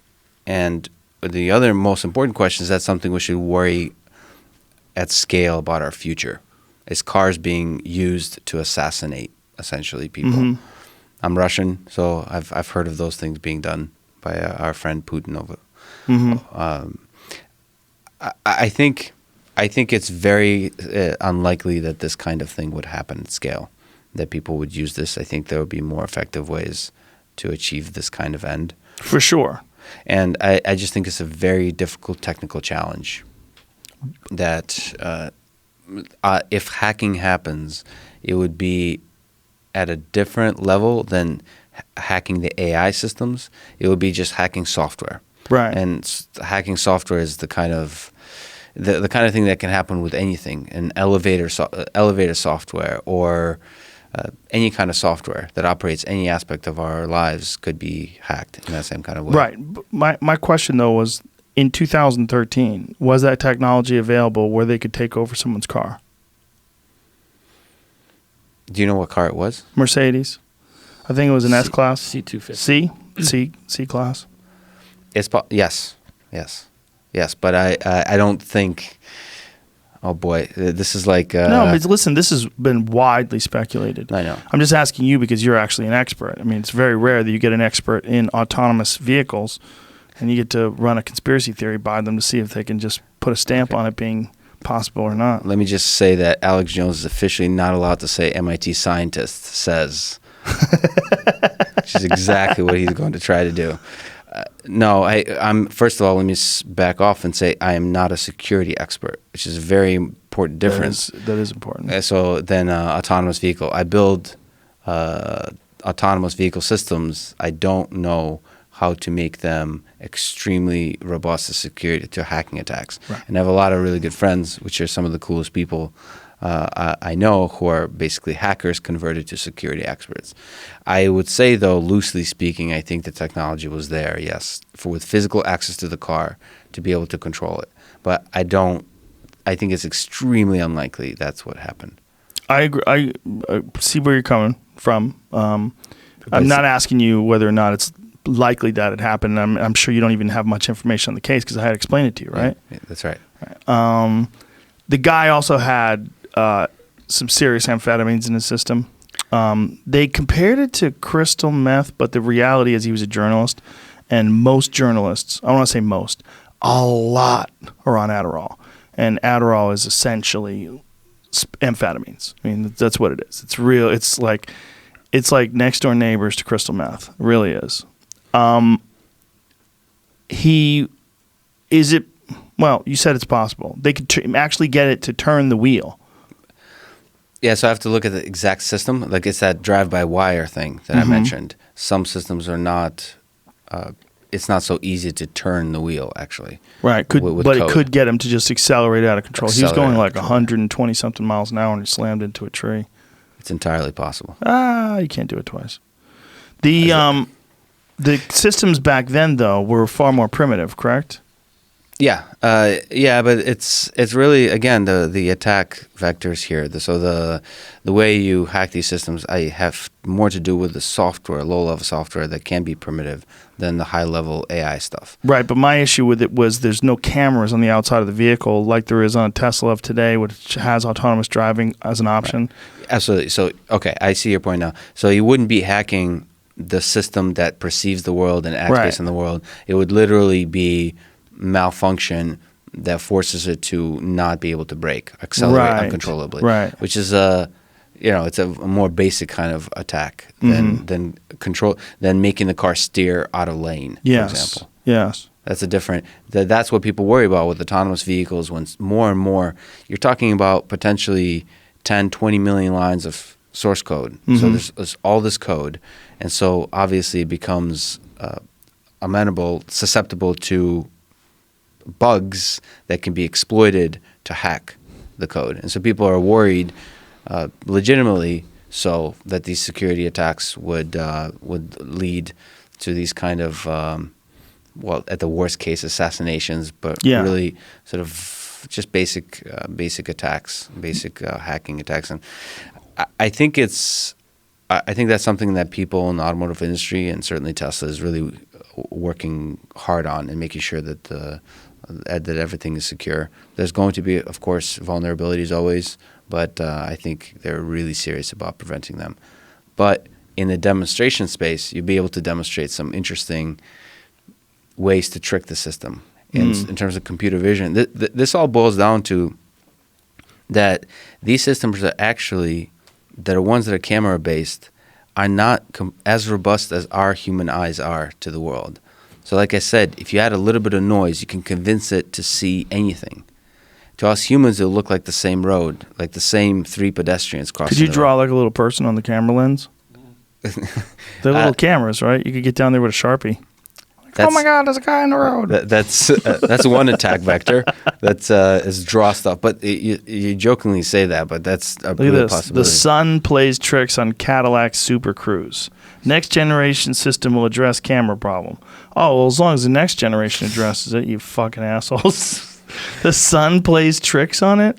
Yeah. So next gen system is something you're going to have to bring that Cadillac into the dealership, and they're going to have to update the software. Update it, yep. Whereas Tesla would just handle that shit. Over the air, yeah. Yeah, I got an update the other day. I was like, all right. And the question is the same as, so that's an exciting, powerful capability, but then the Boeing, the flip side, is, it can significantly change the behavior of the system, and there could be a glitch. There could be a glitch. There could be a bug. The Boeing one's terrifying. Especially with a lot of, that number, whatever it is, it's like 300 combined, 300 plus people dead, maybe even 400. That's, I don't even know how to think about that number. Yeah, all from a software glitch. The guy who coded it or the girl who coded it must feel fucking terrible. Yeah, and you kind of fuck, man. It's a lot of burden, and it's one of the reasons it's one of the most exciting things to work on, actually, is the code we write has the capability to save human life. But the terrifying thing is it also has the capability to take human life. And that's a weird place to be as an engineer, where directly a little piece of code, I write thousands of them a day, basically notes you're taking, could eventually lead to somebody dying. Now, I don't know anything about coding, but do you have is there a spell check for coding?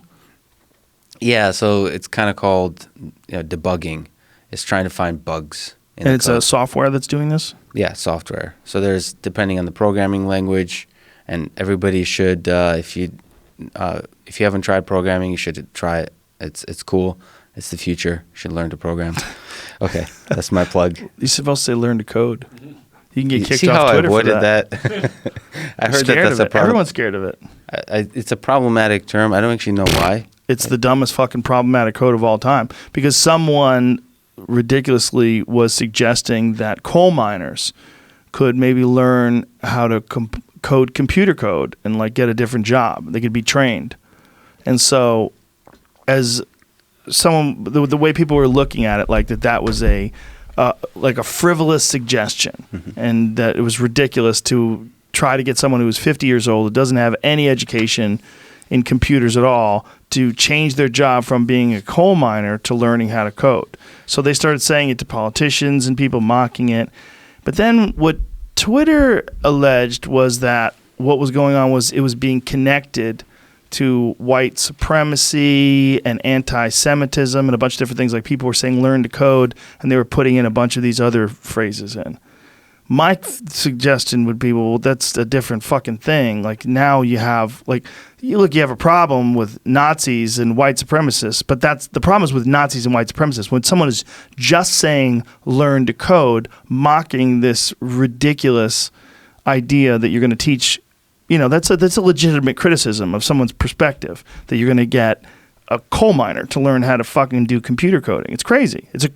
So people getting banned for that, rightly so, people were furious. The way Google described it to me and Tim Pool when we were discussing it was that Twitter. Yeah. The way Twitter described it was that essentially they were dealing with something where they were trying to censor things at scale. There was so many people and there's so much going on that it's very difficult to get it right, and that they've made mistakes. I think that's one of the most fascinating applications of AI. Actually, is filtering. Trying to manage computer learning. So using machine learning to manage this huge conversation. You're talking about 500, I believe it's 500 million tweets a day, something like that. And Jamie makes at least 3. Three. Maybe 1. I was going to say, with this conversation, I saw this recently. I don't know who did the data on this, but there's a statement someone put on Twitter that said that let me see if I can word it correctly. It was 22% of adult Americans are on Twitter. Whoa! All right, so that's like a fact one. Of that, 10% make up 80% of the tweets created by adult Americans. That makes sense. 2% of the people on Twitter make up 80% of the tweets. Yeah, that makes sense. Yeah, a lot of people are arguing aggressively, and the question how to manage that, and you can't manage that by just manual review of each individual tweet. Yeah, you'd have to have so many employees. Yeah, that's, I think, more likely. I don't think Jack is lying, but nor is Vidya. But I do think that they have a clear bias against conservatives, and that's being shown. So that's an interesting question. I have your friend, my friend and mentor, Eric Weinstein. Yes. Talked to me. I disagreed with him a little bit on this. I think he basically believes there's a bias. It boils down to the conversation that Jack is having at the top level inside Twitter. Mm-hmm. What is that conversation like? I think I tend to believe, again, this might be my naive nature, is that they don't have bias, and they're trying to manage this huge flood of tweets, and what they're trying to do is not to remove sort of conservatives or liberals and so on. They're trying to remove people that lead to others leaving the conversation. So they want more people to be in the conversation. I think that's true as well, but I think they definitely are biased against conservative people. There's an Alexandra AOC. Octavia, how is it? AOC is good. Cortez is the last one. Yeah. Is it Octavia? Ocasio. That's right. Okay, I'm sorry. Alexandra AOC. Sorry. I'm thinking wasn't planning on talking about her. But there was a parody account, and someone was running this parody account, which was very mild, just humorous parody account. They were banned permanently for running it, and then their own account was banned as well. Whereas, there's some progressive people or liberal people that post all sorts of crazy shit, and they don't get banned at the same rate. It's really clear that someone in the company, whether it's up for manual review, whether it's at the discretion of the people that are employees, when you're thinking about a company that's a Silicon Valley company, you are without doubt, you're dealing with people that are leaning left. There's so many that lean left in Silicon Valley. The idea that company was secretly run by Republicans is ridiculous. They're almost all run by Democrats or progressive people. So at the leadership level, there's a narrow-mindedness that permeates all of Silicon Valley, you're saying? Well, the question, I think there's a leaning left that permeates Silicon Valley. I think that's undeniable. I think it's undeniable. I mean, I think if you had a poll, the people that work in Silicon Valley, where their political leanings are, I think it would be by far left. I think it would be the vast majority. Does that mean that affects their decisions? Well, what's the evidence? Well, it kind of shows that it does. They're not treating it with 100% clarity and across the board accuracy or fairness rather. I think that there's absolutely people that work there that lean, and there's been videos where they've captured people that were Twitter employees talking about how you do that, how you make their, you find someone who's using Trump talk or, saying sad at the end of things, and someone who's talking, he's got the certain characteristics they look for. There's been videos of, what is that, Project Veritas? Where that guy his employees got undercover footage of Twitter employees talking about that kind of stuff. Yeah. The question is, how much power do those individuals have? How many individuals are there like that? Are those people exaggerating their ability and what they do at work, or are they talking about something that used to go on but doesn't go on anymore? I don't know. I don't work there. I think it boils down to, I'm one of those people that believes it boils down to the leadership. Mm-hmm. So people at the top set the culture. And the culture has to be, it cannot be this kind of Silicon Valley, narrow-minded, sort of left-leaning thinking. Even if you're a hardcore liberal, you cannot, when you when you drive and manage the conversation in the entire world, you have to think about middle America. You have to have fundamental respect for human beings who voted for Trump. It is a concerning thing for me to see just a narrow-mindedness in all forms. Mm-hmm. One of the reasons I enjoy listening to this podcast is you're pretty open-minded. That open-mindedness is essential for leaders of Facebook and Twitter, people who are managing conversations. I think so too. I think it's the thought of being open-minded and acting in that ethic is probably one of the most important things that we could go forward with right now, because things are getting so greasy. It's so slippery on both sides. And we're at this weird position that I don't recall ever in my life there being such a divide between the right and the left in this country. It's more vicious, more angry, more hateful. It's different than at any other time in my life. And I think a lot of our ideas are based on these narratives that may or may not even be accurate. And then we support them and we reinforce them on either side. We reinforce them on the left, we reinforce them on the right. Where if you're looking at reality itself and you don't have these clear parameters and these clear ideologies, I think most of us are way more in the middle than we think we are. Most of us are. We just don't want racists running the country. We don't want socialists giving all our money away. We don't want to pay too much in taxes to a shitty government. We don't want schools getting underfunded. We all, and then we decide what does my team, like the team the shit that I like, is that this team? Well, not everything, but they got a lot of things, so I'll go with them. Maybe I'm not a religious nut, but I'm fiscally conservative and I don't like the way Democrats like to spend money. I'm going to go with the Republicans. Maybe I'm, I'm more concerned with the state of the economy and the way we trade with the world than I am with certain social issues that the Democrats embrace. So I'll lean that way, even though I do support gay rights and I do support this and I do support all these other progressive ideas. There's way more of us in that boat. There's way more of us that are in this middle of the whole thing. For sure. But it goes up and down. So all of us, I hope I am open-minded most of the time, but you have different moods. Oh, for sure, yeah. And the question is, this is where the role of AI comes in.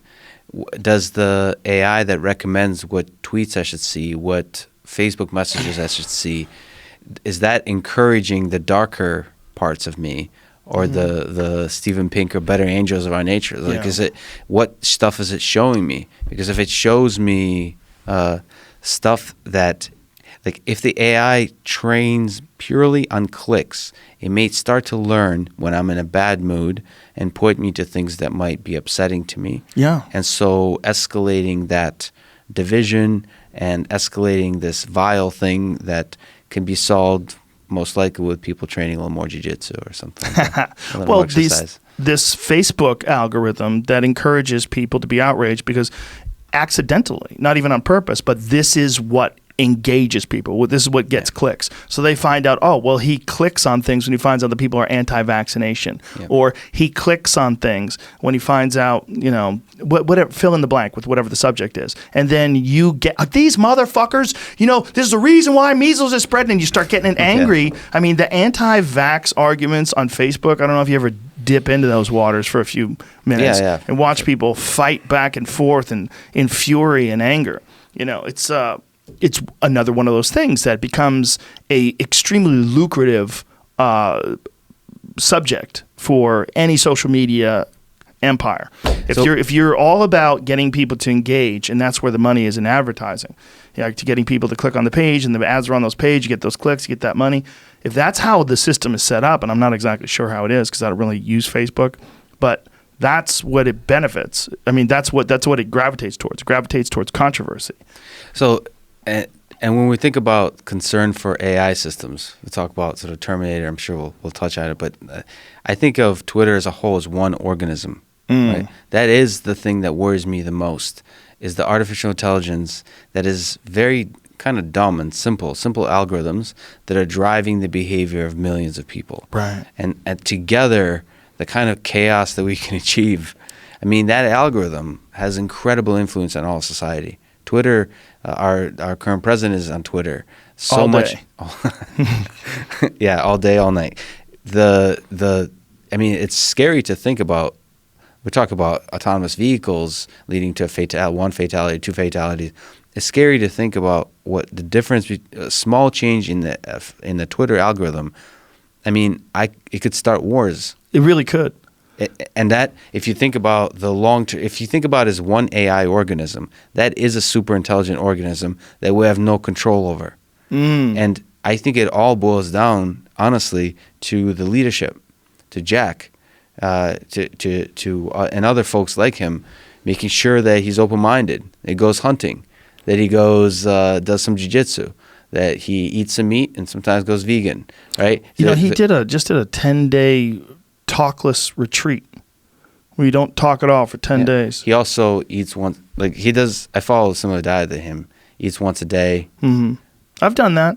And fasts all through the weekend, which I don't. I don't. Crazy. I've never done that, but I've done quite a few 24-hour, where I eat at 7 p.m. I'm done eating. I don't touch food until 7 p.m. the next day. It's just water or coffee. Why do you do it, by the way?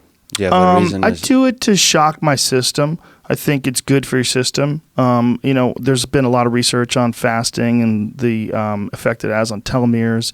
Dr. Rhonda Patrick spoke pretty recently. There's been quite a few things that she's written about in terms of fasting and the benefits of fasting. Intermittent fasting is great for weight loss, but just fasting itself, and even for several days, most people seem to get some pretty decent benefits out of it. So I dabble in it. I also like the way it makes me feel. To be a little hungry, I think my brain is sharper. Like I refuse to go on stage full. When I do stand up, and I actually learned this from a Cat Williams interview. He was talking about it, and he's crazy as fuck, but he's hilarious, and he's one of the greats in my opinion. And he was in the back of a limo, and he was talking about how he prepares for a show. That he has his music that he listens to, pre-show music. He has like a music list, and then he'll have a drink, no food. He won't eat because it slows you down. I was like, it does slow you down. But sometimes you don't even think of it. It's not like a rule. So you just, I'm hungry, I'll just eat. I would way rather, because I can go through a couple of shows. I used to have this faulty idea that if I didn't eat, I would be exhausted to do things. But then I work out fasted every morning. Every morning when I get my morning workout in, and whatever the fuck it is, it's usually hard. I'm always fasted. You can do a lot. It's not at your best. Like if I was gonna do jujitsu, I don't do jujitsu fasted. I would eat some fruit. That's an interesting one because that was a transformational thing for me. I used to do powerlifting. You used to eat like 5 times a day, 6 times a day, whatever. More like C.T. Fletcher style. Yeah. Kind of. See how big he was? Yeah, back in the day. Bro, he's only maybe like my height or a half inch taller or some shit. He was 320 pounds. Is that what he said? 315. 315? Fuck. He was so big. Yeah. You were saying he like had trouble. The thing is when you get that big, and I wasn't that big, but it's like hard to move. Oh yeah. It's like not healthy. Did you see the image of him from yesterday? I didn't see the image. The way Jamie put up a photograph of him at 315 pounds next to him at like 200-ish. It's like 200. It's incredible how big he was. I mean, everything was his arms were my legs, and they were just coming out of his shoulders. So that was a big moment for me. There he is. There's the pictures. Look how big he was when he was a world champion. I mean, just insanely huge. Wow. Yeah. So when you started training in jiu-jitsu, look at that. And the one on the right, dude, he's 50. Look at that. Wow. All natural, too. All natural at 50. Crazy. Some fucking genetics, son. That's some good hard genes. work. Oh, yeah. Hard work. Obsessive, not just hard work. Yeah, I mean, you have to be obsession. a fucking maniac. Yeah. But the fact that his body holds up like that at 50 is incredible. Yeah, he's an inspiration.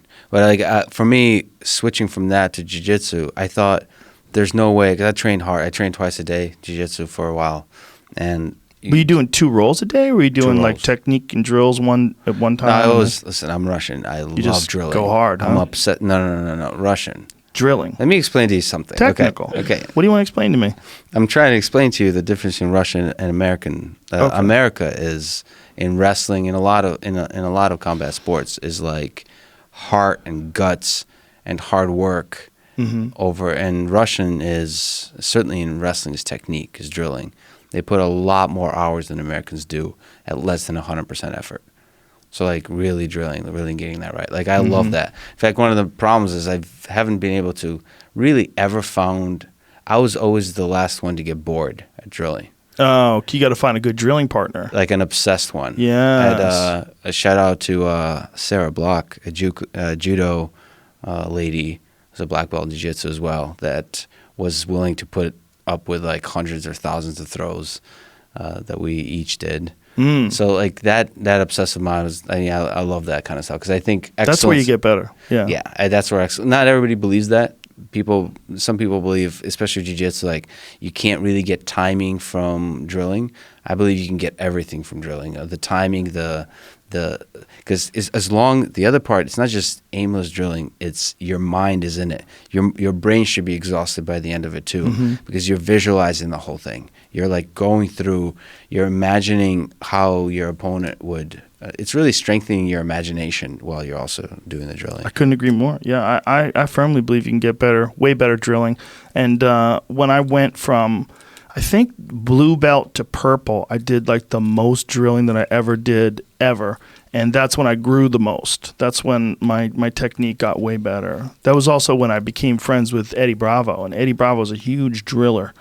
Huge. Oh, he drills, man. They drill like crazy. And they do a lot of live drills, and they do a lot of pathway drills where they'll do like a whole series of movements and then an escape and then the reversal. And they're like, these are long pathways, so that when you're actually in a scrap and you're rolling, you recognize it. Like, okay, here it is. I'm passing the guard. I'm moving to here, and now he's countering me, but I'm setting up this. And these pathway drills, it's so critical because it comes up over and over and over again when you're actually live rolling. You know, you feel it. You feel like, oh, I've been here before. I know what this is. I'd be curious actually to hear. I don't think I've ever heard you talk about how your game, because my game changed significantly from white belt to blue belt to purple belt.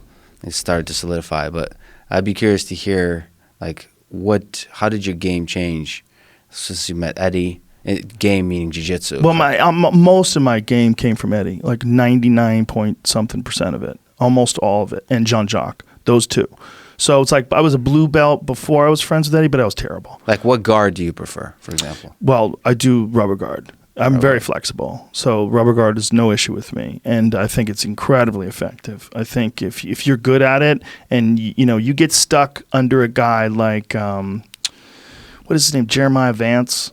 Is Eddie's one of Eddie's black belts, who's a murderer from his back. His rubber guard is insane. It's insane. Eddie's rubber guard's insane. I mean, obviously he tapped Hoyley Gracie. He has a ridiculous guard. He caught him in a triangle.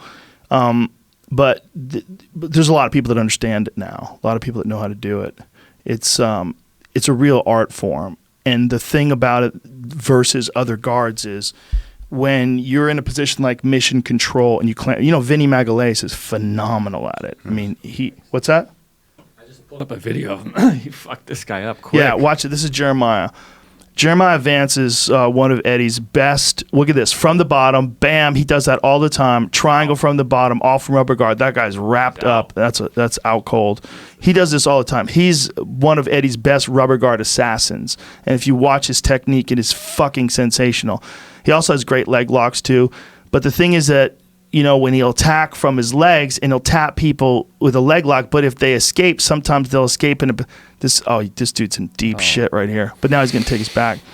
But if they escape, oftentimes he's on the bottom, and when you're on top of him, it's one of the worst places in the world to be. His guard is fucking incredible. And it's because of that. See that grip? See how he's holding the rubber guard in position? That's called mission control. Mission control. Mission control. Mission control from a guy like Jeremiah is fucking ruthless because he has his arm and his legs that's controlling your neck and your posture. It's just, and then he's going to a go-go here, and he's phenomenal at this too. He's going to get him in a go-go plata or normal plata. He's going to flip him over. Now he's attacking the leg. Like, it's just constant. And Eddie, it never ends. Did Eddie invent this kind of system? He invented the initial stage of like setting up mission control and go. This guy is getting fucked up. Oh my God. Painful to watch. That's horrible.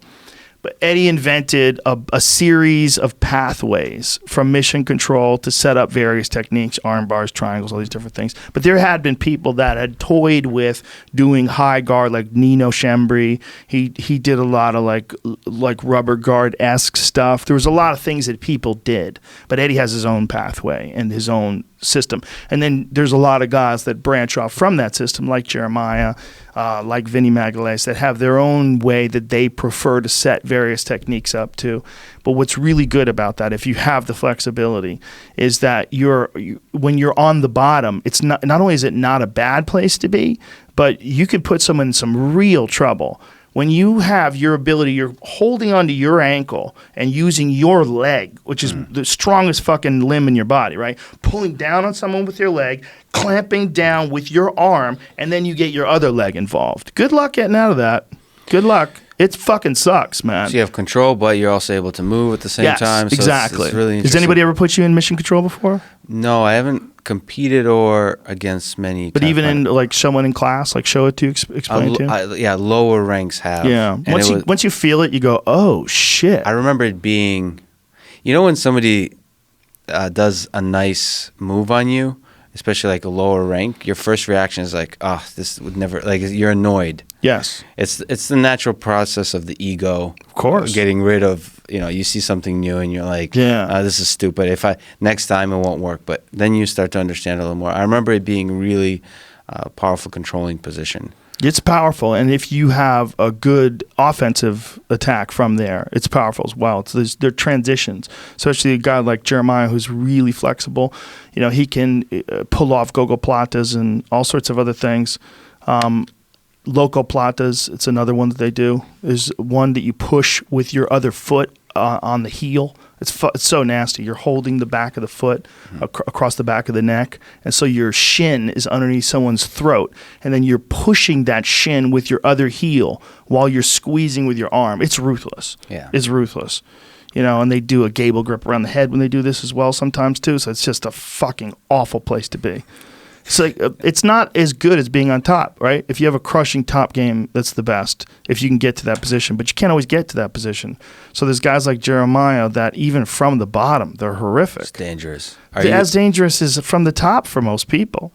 Do you find just when you trained back in the day and you still train, do you spend more time on bottom or top?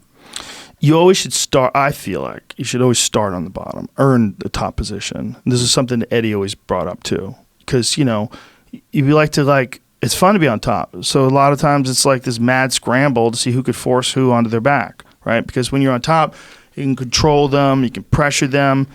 You play that strong man's jiu-jitsu. But the problem is a strong man's jiu-jitsu, I'm only 200 pounds. I'm not a big guy. So if you go to the real big guy, like I'm rolling with a 240-pound guy, I'm not going to get to that spot. Yeah. I better have a good guard. Otherwise I can't do anything, right?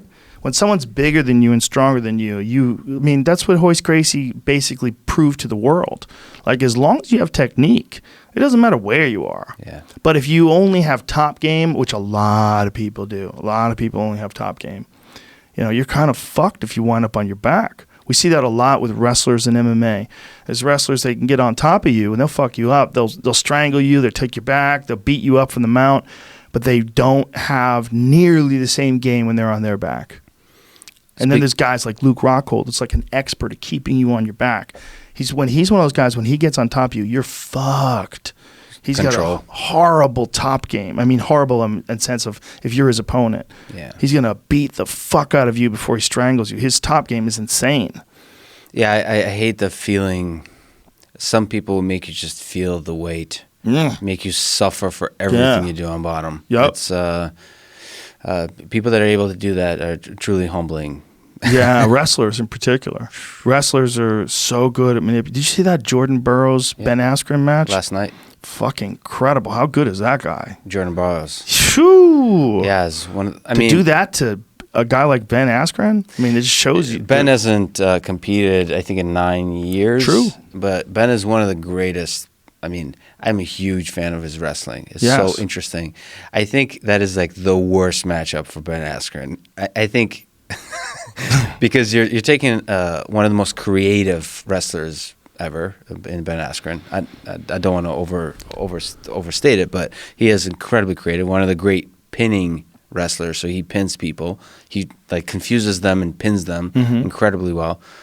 And you put him against basically a freak blast double, like the greatest double leg takedown maybe of all time. Of all time. There was somebody put a clip up that said, "Is this it?" Yeah. Somebody put a clip up. Oh shit! He went off the fucking mat into the crowd. That's pretty. That was far. the best part. He defended a takedown. That was the best part. But that's crazy, man. That they have such a drop off with these guys. Like, you shouldn't really have a platform like that where a guy can fall off into the crowd. That seems so stupid. It rarely happens. What the fuck are you talking about? It just happened. Rarely happens. They rarely have these. It's true. This just happened. That's a terrible thing. Have that shit flat on the ground. That is so dumb. I can't even believe they did that. I think this whole match should be contested. It doesn't count. Well, I don't, I think, look, that's stupid. That's not smart. To have a guy who's a fucking powerhouse of a blast double hitting you and sending you flying into the... That's crazy. That is crazy that they didn't have anything in place to stop that. That's the reason why wrestling takes place on the ground, you fucking assholes. Yeah. Like, why are you having people wrestle on a platform? That's crazy. It's a show. So the whole show. You can have a show where it's on the ground. It's called basketball. Yeah. Yeah, it's on the ground. I mean, it was worrying because Ben Askren is an MMA fighter, and you get injured with that kind of stuff. Right there. Yep. Right there. It could have torn his knee apart easily. Well, the silver lining is that he's okay. Yeah, the silver lining. and we got to see that. It was interesting. Jordan Burroughs had on his Instagram, there's levels to this. They were raising his hand up, and it's like, that's what we got to see. Because Ben is a phenomenal wrestler. But you're right. He hasn't competed in a long time. He's not necessarily at the level that he was back then, even though he's incredible for MMA standards. Yeah. It's good to see. Like, it's good to see that with boxing. It's good to see that with anything. Like when Floyd Mayweather fought Conor, I think it was good to see that there are really levels to this. And the interesting thing about Jordan Burroughs, I think he's so good that he's probably going to stay out of MMA. That's so crazy. But there are wrestlers. Here's some clips of it. I'm not going to show this on YouTube. Yeah, we can't show it to you people. But who put this on? Flow Wrestling. Yeah, Flow Wrestling put this on. I wonder if people are pirating it online or if they put it online, if they're allowing it. No, people are pirating it? Yeah. Yeah, okay. Good luck. Yeah. Good luck stopping that, right? Well, I think people should support Flow Wrestling, though. They do have like a... I'm a member. Are you? Oh, look at this. Look at this. God, he's good. Yeah, man. So we're watching this, ladies and gentlemen who are just listening. It's probably boring as fuck for you. But Jordan Burroughs is one of the best wrestlers, really, America's Olympic ever champion, produced. 3-time world champion. Yeah. Lost in the previous Olympics. And he's back at it again. I wonder if he's ever considered MMA. I know there was some talk about it, but I wonder if he ever really... I think at this point he is basically a no, but there are a few terrifying people, especially on the Russian side, that I think the heavyweight division and UFC should be really worried. I don't know if you heard about the Russian tank, the 22-year-old from Dagestan. No, who's this guy? Is he a wrestler? A wrestler. He's going to fight MMA? No, he will after 2020 is what his expectation is. For now, he's probably going to be the greatest wrestler of all time. Really? Him against Kyle Snyder, those two heavyweights. Kyle Snyder's American. Another guy. Is this it right here? The Tank of Dagestan. How do you say his name? It says Abdul Rashid Sadalayev. Abdul Rashid Sadalayev, 22 years old. Abdul Rashid and Sadalayev. Kyle Snyder. You can do Kyle Snyder versus. What a great name. Abdul Rashid Sadalayev. Sadalayev. Oof. That is Russian so as Snyder fuck. is 23 years old, and he's another incredible person who will do MMA. And that competition between Snyder, I mean, this is look at the thickness. These guys are monsters, and they're not just. How much do these guys weigh? It says 97 kilograms. What is that? 220? Yeah, somewhere in there. Yeah, 220 under 215, but they cut for it, right? Right. This is just under heavyweight. These So guys are do incredibly you think they would compete at 205 if they were going to fight in MMA? These are heavyweights. Because So they would you just have to remember gain the weight. These are still boys. Oh, 22, right? right. They still haven't gotten the full, like... Yeah, I wonder that about UFC fighters that are thickening up as they get older. I wonder how many of them are damaging their body by cutting weight. Yeah. That's But- a thick fella. So right now we're just seeing mostly stalemate, and that's from the American guy and the. Yeah. Is there like a highlight reel of his or something that we? Yeah, can there see? is, but he's pretty young. He's I think he's so he's an Olympic champion. I mean, he goes from the whole line of the Saitiev brothers and the all the Dagestani wrestlers. There are so many good fighters that are coming out of Dagestan right now, and all technicians. Yeah. So it's incredible. It's incredible. Whatever's in And the then water different there. styles too, like Zabit. Like Zabit's style, very, very different than a wrestling heavy style. Look at this guy, man. Jesus Christ. Oh my God. What a scramble. So this is Abdul Rashid. Abdul Rashid? Call him Sadalayev. No, don't tell me how to say it. I'll figure it out. I don't know. Abdul Rashid. Abdul Rashid. Sadalayev. Sadalayev. And you know what? There's a poetic. Damn. There's a poetic nature to these guys. I mean, they're just like Khabib. Really. I mean, they're simple, good people, right? They're pretty religious, and they just they don't even believe in fame. They just believe in excellence. Well, you know, that was sort of evident, and the mindset behind them was sort of evident at the end of that fight with Conor, where they went crazy and he jumped into the crowd. He's like, he's not playing games. Like he's not doing this for Instagram likes or for, you know, this is really, he takes trash talking and all that stuff very seriously. This is all about honor for him. I think that was kind of upsetting because true, but don't do that. Yeah, don't do that. And also respect. I'd hate to say it, but I think there's a certain ethic and honor to the way Conor McGregor carries himself too. All that trash talk. If you look at the end of the fights, he's very kind. He's very kind and respectful in defeat and win. Like, yes, it's a different culture. You compare the Dagestani versus Irish culture. It's just a different culture, and you have to respect that. I think Khabib, to be honest, disrespected Conor's culture as much as Conor disrespected Khabib's. Yeah, I get what you're saying, but I mean, when he was done with the fight, he didn't keep attacking Conor. It was people in the audience that were talking shit, that were training partners. Emotion flies high. And he had heard that for weeks, and he was done for months. He was done. He was like, "Fuck you! I beat his ass. Now I'm going to beat your ass." And he just said, "I'm not playing games." And he jumped into the fucking crowd.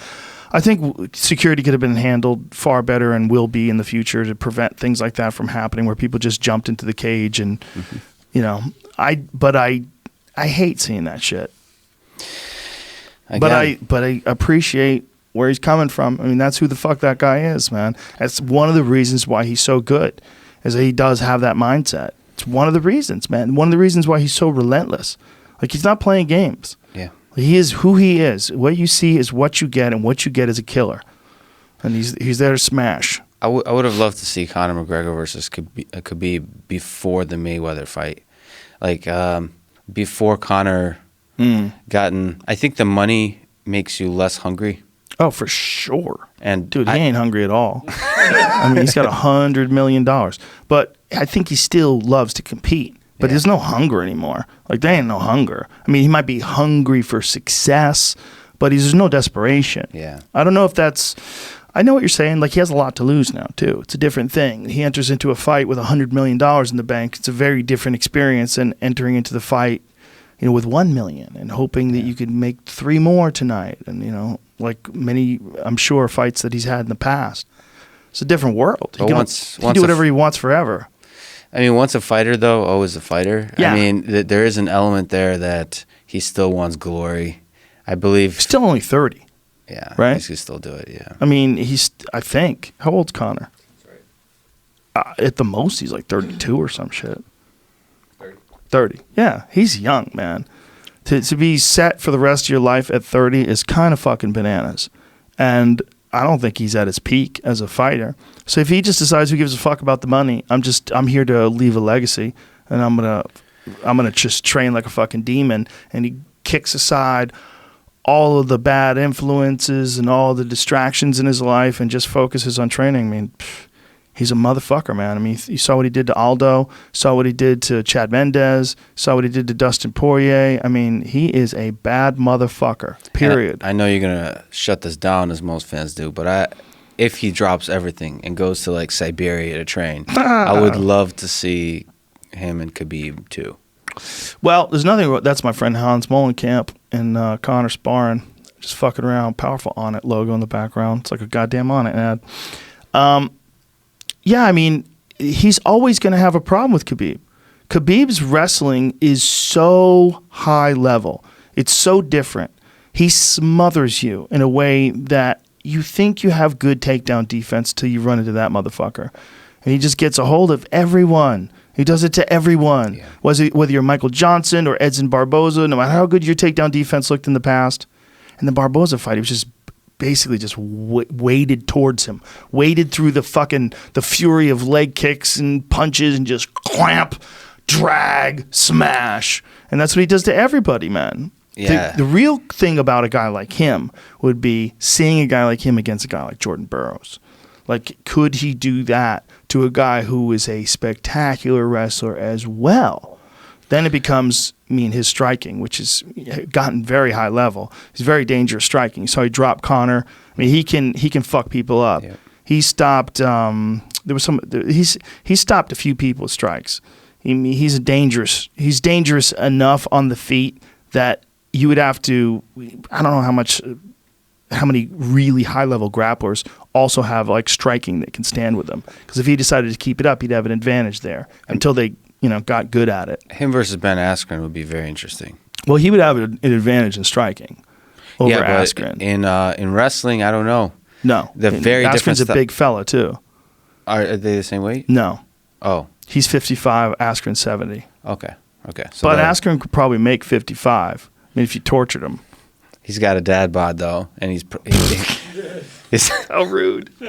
No, he's proud dad bod. He's proud of his body. I think he was that way in college too. He was never like Brock Lesnar. No, and he was super technical. And he's strong as hell, though, according to everybody. Everybody that rolls with him says he's fucking ridiculously strong. You sometimes say artificial life instead of artificial intelligence. Yeah, because I think that it's a life form. It's a stupid way to look at it. I was curious to think about, like, how do you think about artificial? Like, what do you picture? I picture human beings being like electronic caterpillars that are building a cocoon that they have no real knowledge of or understanding. And through this, a new life form is going to emerge. A life form that doesn't need cells and mating with X and Y chromosomes. Doesn't need any of that shit.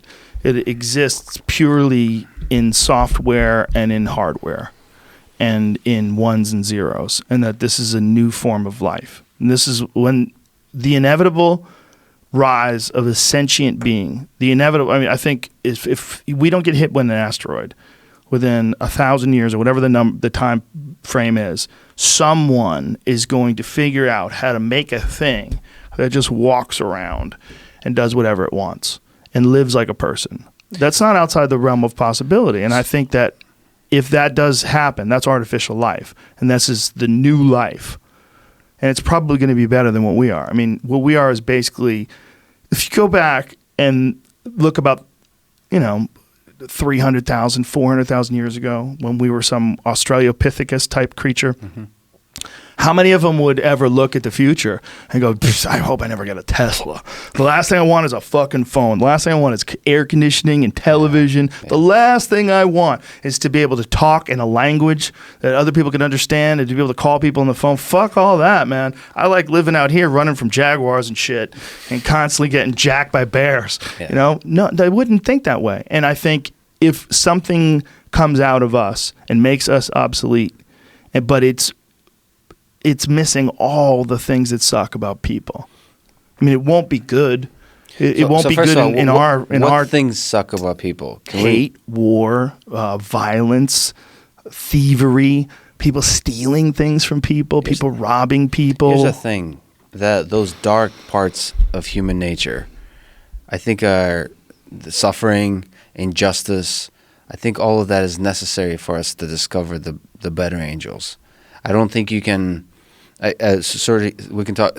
Let's talk about sentience and creating artificial life. But I think even those life forms, even those systems, need to have the darker parts. But why is that? Is that because of our own biological limitations and the fact that we exist in this world of animals where animals are eating other animals and running? You always have to prepare for evil. You have to prepare for intruders. You have to prepare for predators. And this is essentially like this mechanism is there to ensure that things don't get sloppy. Things continue to look. If the jaguars keep eating the people and the people don't figure out how to make a fucking house, they get eaten, and that's it. Or you figure out the house and then you make weapons. You fight off the fucking jaguar. Okay, great, you made it. You're in a city now. See, you had to have that jaguar there in order to inspire you to make enough safety so that your kids can grow old enough that they can get information from all the people that did survive as well, and they can accumulate all that information and create air conditioning and automobiles and guns and keep those fucking jaguars from eating your kids, right? This is what had to take place as a biological entity. But once you surpass that, and once you become this thing that doesn't need emotion, doesn't need conflict, it doesn't need to be inspired, it never gets lazy. Right. It doesn't have these things that we have built into us as a biological system. Like if you looked at us as wetware operating software, it's not good software, right? It's software designed for cave people. And we're just trying to force it into cars and force it into cubicles. But part of the problem with people and their unhappiness is that all of these human reward systems that have been set up through evolution and natural selection to have these instincts to stay alive, they're no longer relevant in today's society. So they become road rage. They become extracurricular violence. They become depression. They become all these different things that people suffer from. So that's one perspective. Yes. That basically our software through this evolutionary process was necessary to arrive at where we are, but it's outdated at this point. And it's necessary for us to succeed. To succeed in a purely, almost a Darwinist way, in the sense that survive through evolution. Especially since we're so weak. I mean, we became this weak because we got so good at protecting ourselves from all the bad things. Yep. Okay, the other perspective is that we're actually incredibly strong, and this is the best that the universe can create, actually. We're at the height. We're at the height of creation. There's a beauty in this tension, in this dance between good and evil, between like happiness and depression, life and death. And that through that struggle, that's not just a useful tool to get us from jaguars to cities, but that is the beautiful thing that is like what the universe was built for. That is the height. Like our current the evolution and the creation that results from it is the height of creation, and it is the way things operate is not something that's far from optimal. It's not something that sucks, but it is a very very good, very optimal, and hard to beat in the sense that like for example, mortality, right? Is death important for creation? Is death important for us human beings? For life, for us as a society? Is it important for us to die? Like, if you could live forever, would you live forever? Well, I think you miss out on the possibility that there is something. Well, I had this conversation with C.T. Fletcher yesterday because, he survived a heart transplant a year and 2 days ago. I think it's... What do you think?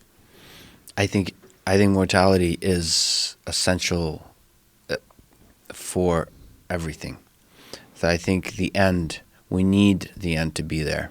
Right. But do you think that we need the end to be there for the overall health of the human race or all the organisms on Earth? Or do you think we need it to be there because there's something else? Do you think there's something else that happens to you when your body stops existing?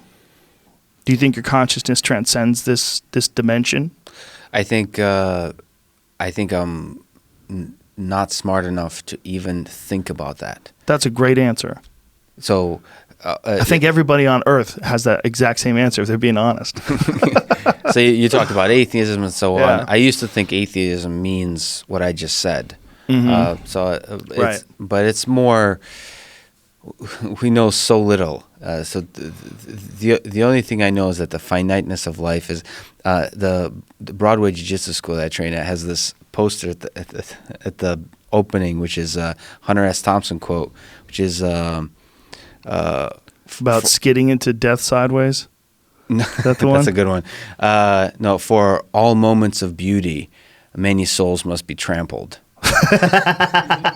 Something like that. That's a fucking great quote. God, I love that guy. Yeah, so basically, for beauty, you have to have suffering. I do not disagree with you. I do not disagree with any of the things you said. And I think there's always a possibility that human beings are the most advanced life form that's ever existed in the cosmos. There's always that. That has to be an option if we are here, right? If we can't see any others out there, and even though, there's the Fermi paradox and there's all this contemplation that if they do exist, like maybe they can't physically get to us, or maybe they're on a similar timeline to us, and it's also possible, as crazy as it might sound, that this is as good as it's ever gotten anywhere in the world, or anywhere in the universe, rather. That human beings right now in 2019 are as good as the whole universe has ever produced. We're just some freak luck accident, and everybody else is throwing shit at each other, right? There's 15-armed caterpillar people that live on some other fucking planet, and they just toss their own shit at each other, and they never get any work done. But we might be that. But even if that's true, even if this beauty that we perceive, even if that this beauty requires evil to battle and requires seemingly insurmountable obstacles you have to overcome, and that through this you achieve beauty, that beauty is in the eye of the beholder. Absolutely. For sure. Objectively, the universe doesn't give a fuck if Rocky beats Apollo Creed in the second movie. Mm-hmm. It doesn't give a fuck. It's nonsense. Everything's nonsense. When you look at the giant ass picture of it, what beauty is it if the sun's going to burn out in 5 billion years? What beauty is it if there could be a hypernova next door that just cooks us? Oh, so that's like the book *Sapiens*. Yeah, that basically one of the things we've created here is we've imagined ideas that we all share, the ideas of beauty, ideas of truth, ideas of fairness. Yeah. We've all created together, and it doesn't exist outside of us as a society.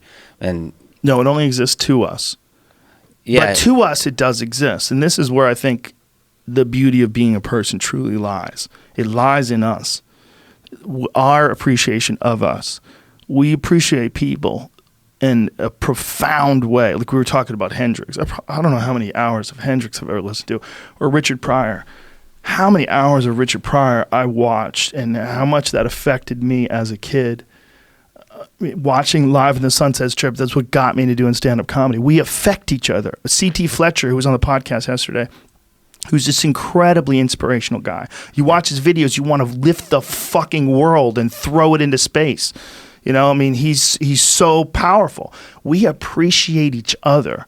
We appreciate people. So all those things you're saying are real, like for us.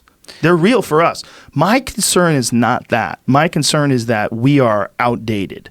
My concern is not that there's not beauty in what we are. I am a big appreciator of this life. I appreciate human beings in this life and human beings, their contributions. And as I get older, like particularly like over the last few years, I started doing a lot of international travel. I fucking appreciate the shit of all these people that are living in this different way with weird language and shit and weird smelling foods. And I like to think, like, what would it be like if I grew up here? Like, these are just people, but they're in this weird sort of mode. Yeah. You know, I think we're insanely lucky that we have this enthusiasm for each other, that we have this like for your work, man. I have this deep enthusiasm for what you do.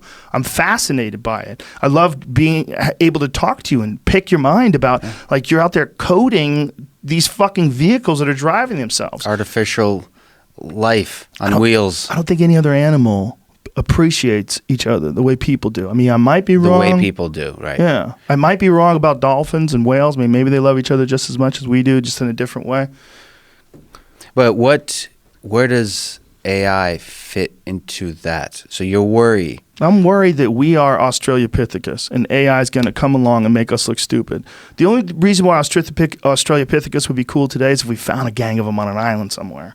We were like, holy shit, they survived. They never evolved. They're on this island just cracking coconuts and just eating fish, whatever they can catch. That would be amazing. But every undocumented or undiscovered, uncontacted tribe, they're all Homo sapiens, all of them. So it's like, you know. So what do you picture? Like, because we have to look at Boston Dynamics robots, because you said walking around. Yeah. I'd like to get to a sense of how you think about, and maybe I can talk about to where the technology is, of what that artificial intelligence looks like in 20 years, in 30 years, that will surprise you. So you have a sense that it has a human-like form. No, I have a sense that it's going to take on the form the same way the automobile has. If you go back and look at, like, CT Fletcher has a beautiful old patinaed pickup truck. What do you say it was from? Like 58 or some shit? 60? Anyway, old ass, cool, heavy metal, you know, those sweeping round curves those old school pickup trucks had. Now look at that and look at a Tesla Roadster. What in the fuck happened? What in the fuck happened? I'll tell you what happened. They got better and better and better at it. They figured out the most effective shape. If you want a motherfucker to move, that little car, have you seen that video where they have the Tesla Roadster in a drag race or in a race against a Nissan GTR? It's a simulated video, but it's based on the actual horsepower of each car. I don't know if you've ever driven a Nissan GTR, but it is a fucking insane car. It's insane. This is a CGI version of what it would look like if these two cars raced against each other. So the car on the Nissan GTR, do it from the beginning. There it goes. Look how fast this thing pulls away. The Nissan GTR is fucking insanely fast, man. Insanely fast. But this Tesla is so on another level. It's so in the future that it's not even close. As the video gets further and further, you see how ridiculous it is. It's essentially lapping that car. It's going to go, look how far away it is. Bye. See ya. So you're saying that the human races will be the Nissan here. Exactly. And then we're not even going to be the Nissan. We're going to be CT Fletcher's pickup truck. This is the future. There's not going to be any limitations in terms of bipedal form or wings or not having wings if you can walk on it. I mean, there's not going to be any of that shit. And we might have a propulsion system, or it might. It's not going to be us. And they might design some sort of organic propulsion system like the way squid have and shit. Who the fuck knows? But it could also operate in the space of language and ideas. Yeah. So, for example, I don't know if you're familiar with, OpenAI? It's a company. They created a system called GPT-2, which does language modeling. This is something in machine learning where you basically unsupervised let the system just read a bunch of text and it learns to generate new text. And they've created this system called GPT-2 that is able to generate very realistic text. very realistic sounding text. Not sounding, but when you read it, it seems like a person. It seems like a person. And the question there is, it raises a really interesting question. So talking about AI existing in our world, it paints a picture of a world in 5-10 years plus where most of the text on the internet is generated by AI. And it's very difficult to know who's real and who's not. Yeah. And one of the interesting things, I'd be curious from your perspective to get what your thoughts are. What OpenAI did is they didn't release the code for the full system. They only released a much weaker version of it publicly. So they only demonstrated it. And so they felt that it was their responsibility to hold back. Prior to that date, everybody in the community, including them, had open sourced everything. But they felt that now, at this point, part of it was for publicity. They wanted to raise the question, is when do we hold back on these systems? When they're so strong, when they're so good at generating text, for example, in this case, or at deep fakes, at generating fake Joe Rogan faces. Jamie just did one with he showed me earlier. on Donald Trump's head. Yeah. It's crazy. And this is something that Jamie can do. He's not even a video editor. Yeah, we were talking about it before the show. We could go crazy with it if you want. It is one of those things where you go, where is this going to be in 5 years? Because 5 years ago, we didn't have anything like this. 5 years ago, it was a joke, right? Exactly. And then now it's still in the gray area between joke and something that could be at scale, transform the way we communicate. Do you ever go to Kyle Dunnigan's Instagram page? Of course. One of the best. Look at that. It's me. It's killing me. Look at that's killing me. This is And it looks so much like I'm really talking, and it looks like what I would look like if I was fat. And it could, of course, that's really good, and it could be improved significantly, and it could make you say anything. So there's a lot of variants of this. Yeah. Where we can take, like, for example, full disclosure, I downloaded your face, the entire. Like, I have a data set of your face. I'm sure other hackers do as well. How dare you? Yeah. So for this exact purpose, I mean, if I'm thinking like this and I'm very busy, then there's other people doing exactly the same thing. For sure. Because your podcast happens to be one of the biggest data sets in the world of people talking in really high quality audio with high quality 1080p for a few hundred episodes of people's faces. The lighting could be better. No, quite. We're doing that on purpose. We're making it degraded on purpose. We're fucking it up, so you hackers. And the mic it blocks part of your face when you talk. That's right. So the best guests are the ones where they keep the mic low. The deepfake stuff I've been using removes the microphone within about 1,000 iterations. It does it instantly. It gets rid of it, paints over the face. Wow. Yeah. So you could basically make Joe Rogan say anything. Yeah, I think this is just one step before they finagle us into having a nuclear war against each other so they could take over the earth. What they're going to do is they're going to design artificial intelligence that survives off of nuclear waste.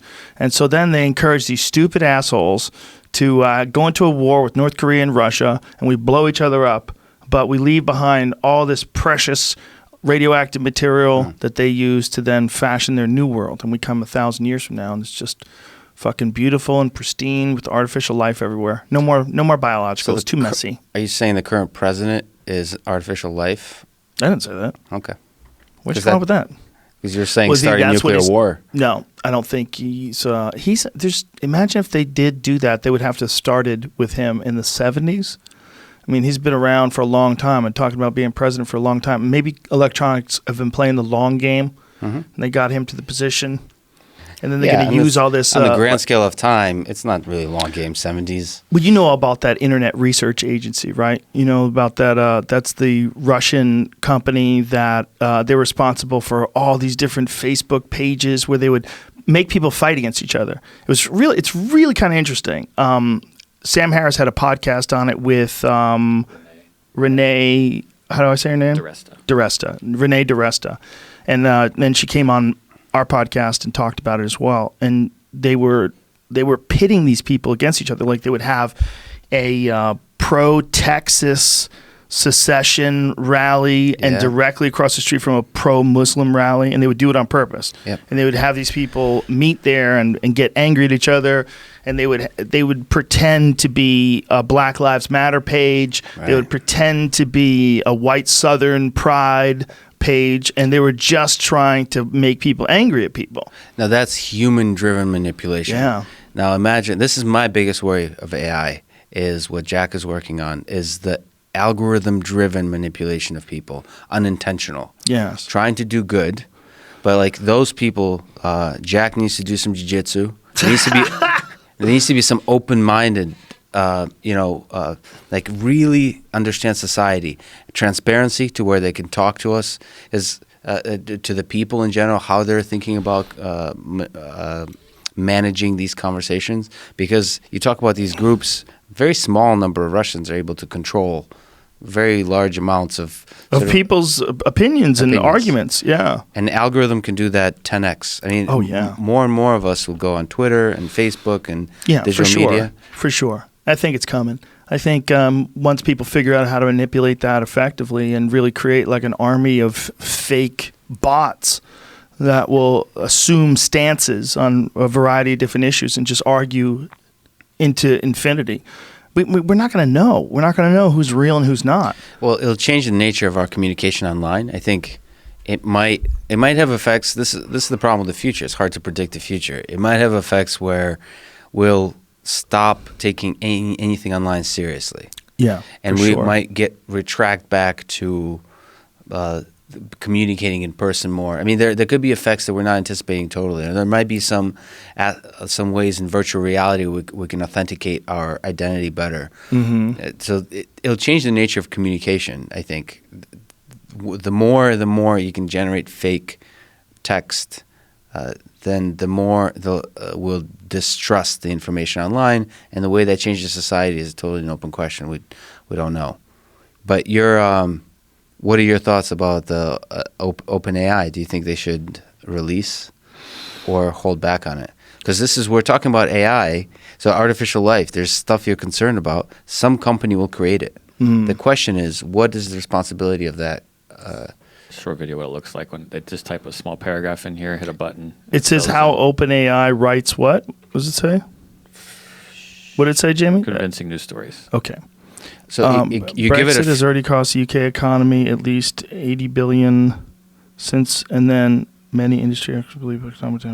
So it just fills in those things. Yeah. So basically, you start the text. Oh, wow. You can say Joe Rogan Experience is the greatest podcast ever, and then let it finish the rest. Wow. And it'll start explaining stuff about why it's the greatest podcast. Is it accurate? Oh, look at this. It says, a move that threatens to push many of our most talented young brains out of the country and onto campuses. In the developing world, this is a particularly costly blow. Research by Oxford University warns that the UK would have to spend nearly $1 trillion on post-Brexit infrastructure. That's crazy that's all done by an AI. Yeah. That's like spelling this out in this very convincing argument. The thing is, the way it actually works algorithmic is fascinating because it's generating it one character at a time. It has, as far, you don't want to discriminate against AI, but as far as we understand, it doesn't have any understanding of what it's doing, right. Of any ideas it's expressing. It's simply stealing ideas. It's like the largest scale plagiarizer of all time, right? It's basically just pulling out ideas from elsewhere in an automated way. And the question is, you could argue us humans are exactly that. We're just really good plagiarizers of what our parents taught us, of what our previous, so on. We are for sure. Yeah. So the question is whether you hold that back. Their decision was to say, let's hold it, let's not release it. That scares me. To not release it. Yeah. You know why it scares me? It scares me that they would think that's like this mindset that they sense the inevitable. The inevitable meaning that someone's going to come along with a version of this that's going to be used for evil. That it bothers them that much. That it seems almost irresponsible for the technology to prevail, for the technology to continue to be more and more powerful. Yeah. They're scared of it. They're scared of it getting out, right? Yeah. That scares the shit out of me. Like if they're scared of it, they're the people that make it, and they're called OpenAI. I mean, this is the idea behind the group where everybody kind of agrees that you're going to use the brightest minds and have this open source so everybody can understand it and everybody can work at it and you don't miss out on any genius contributions. And they're like, no more. And obviously their system currently is not that dangerous. They're not using that it, dangerous. Well, not that dangerous. But if you just saw that it can do that. But if you think through like what that would actually create, I mean, it's possible it would be dangerous, but it's not. The point is they're doing it. They're trying to do it early, right? To raise the question, what do we do here? Because, what do we do? Because they're directly going to be able to improve this now. Like if we can generate basically 10 times more content of your face saying a bunch of stuff, what is that? What do we do with that? If a Jamie all of a sudden on the side develops a much better generator and has your face, does an offshoot podcast essentially, fake Joe Rogan experience, and what do we do? Does he release that? Does he, because now we can have basically generate content at a much larger scale that will just be completely fake. Well, I think what they're worried about is not just generating content that's fake. They're worried about manipulation of opinion. Right. Right. If they have all these people that are like that little sentence that led to that enormous paragraph in that video was just a sentence that showed a certain amount of outrage, and then it let the AI fill in the blanks. Yes. You could do that with fucking anything. Like you could just set those things loose. If they're that good and that convincing and they're that logical, man. This is not real. I'll just tell you Ben that. Shapiro, AI creates fake Ben Shapiro. Let me get the sound, sorry. Such as, for example, hello there. This is a fake Ben Shapiro. With this technology, they can make me say anything. Such as, for example, I love socialism. Healthcare is a right, not just a privilege. Banning guns will solve crime. Facts care about your feelings. I support Bernie Sanders. Okay. Yeah. That's crazy. It's crude. But it's crude, but it's on the way. Yeah. It's on the way. Yeah. It's all on the way. And we have to, this is the time to talk about it. This is the time to think about it. And one of the funny things about Kyle Dunnigan's Instagram is that it's obviously fake. That's one of the funny things about it. It's like South Park's animation. It's like the animation sucks. That's half the reason why it's so funny. Because they're just like these circles, these weird looking creature things that move. And when the Canadians, when their heads pop off at the top. and my hope is this kind of technology will ultimately just be used for memes as opposed to something. It's going to get wars. Putin's going to be, banging Mother Teresa on the White House desk in a video, and we're going to be outraged. We're going to go to war over this shit. You had Andrew Yang here. Like a million people asked me to talk about UBI. Mm-hmm. So are you still a supporter of UBI? I think we're probably going to have to do something. If the only argument against UBI, in my eyes, is human nature. The idea that we could possibly take all these people that have no idea where their next meal is coming from and eliminate that, and always have a place to stay. And then from there on, you're on your own. Yeah. But that's what universal basic income essentially covers. It covers food, enough for food, right? You're not going to starve to death. You're not going to be rich. And it's not like you could just live high on the hog. But you got to wonder what the fuck the world looks like when we lose millions and millions and millions of jobs almost instantly due to automation. Yeah, it's a really interesting question, especially with Andrew Yang's position. So there's a lot of economics questions on UBI. I think the spirit of it, just like I agree with you, we have to do something. And the economics seem kind of questionable, right? Yeah. If there's $1,000 a month, is that what it is? I thought for him it's $1,000. Yeah, $1,000 a month for 300 million people. So it's difficult to It's know. not to everybody? No, because the way I heard him explain it, Everybody is if over you're 18? If you're already getting some sort of welfare, you wouldn't get that 1,000. You would get like the difference of the 1,000. So if you're already taking money in some way, you just get like an extra $200. Okay. Something like that. So that 1,000 gets factored in? Yeah. So if you are wealthy, you get it too, though, and you could opt out, right? That was the idea? Yeah, so it's like everything else, it's super messy. So what is the right amount, and how do we pay for it? And ultimately, the problem is helping people, giving them financial grounding to find meaningful employment or just meaning in their life. And the main thing of a job isn't just the money. It's finding meaning. Right. And purpose and derive your identity from work. I mean, that's one of the downsides of us human, the biology, is we kind of crave that meaning. And the question, he has a lot of other ideas around besides just UBI, but UBI by itself does not simply provide that meaning. And that's a really difficult question of what do we do next? What kind of retraining?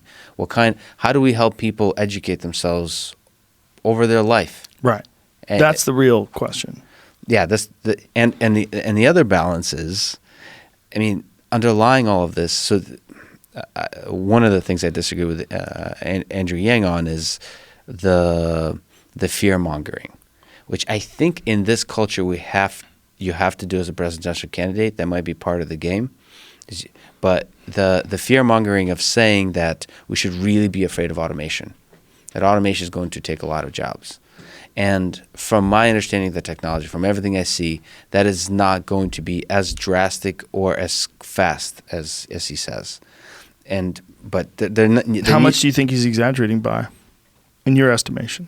He doesn't. I mean, not even exaggerating. How much do you differ on his prognosis? I think he doesn't really provide significant, specific prognosis because nobody knows. There's a lot of uncertainty. More about the spirit of the language used. I think AI technology, AI, and automation will do a lot of good. The question is, it's a much deeper question about our society that balances capitalism versus socialism, and nobody. I don't think, if you're honest, capitalism is not bad. Socialism is not bad. You have to grab ideas from each. You have to both reward the crazy broke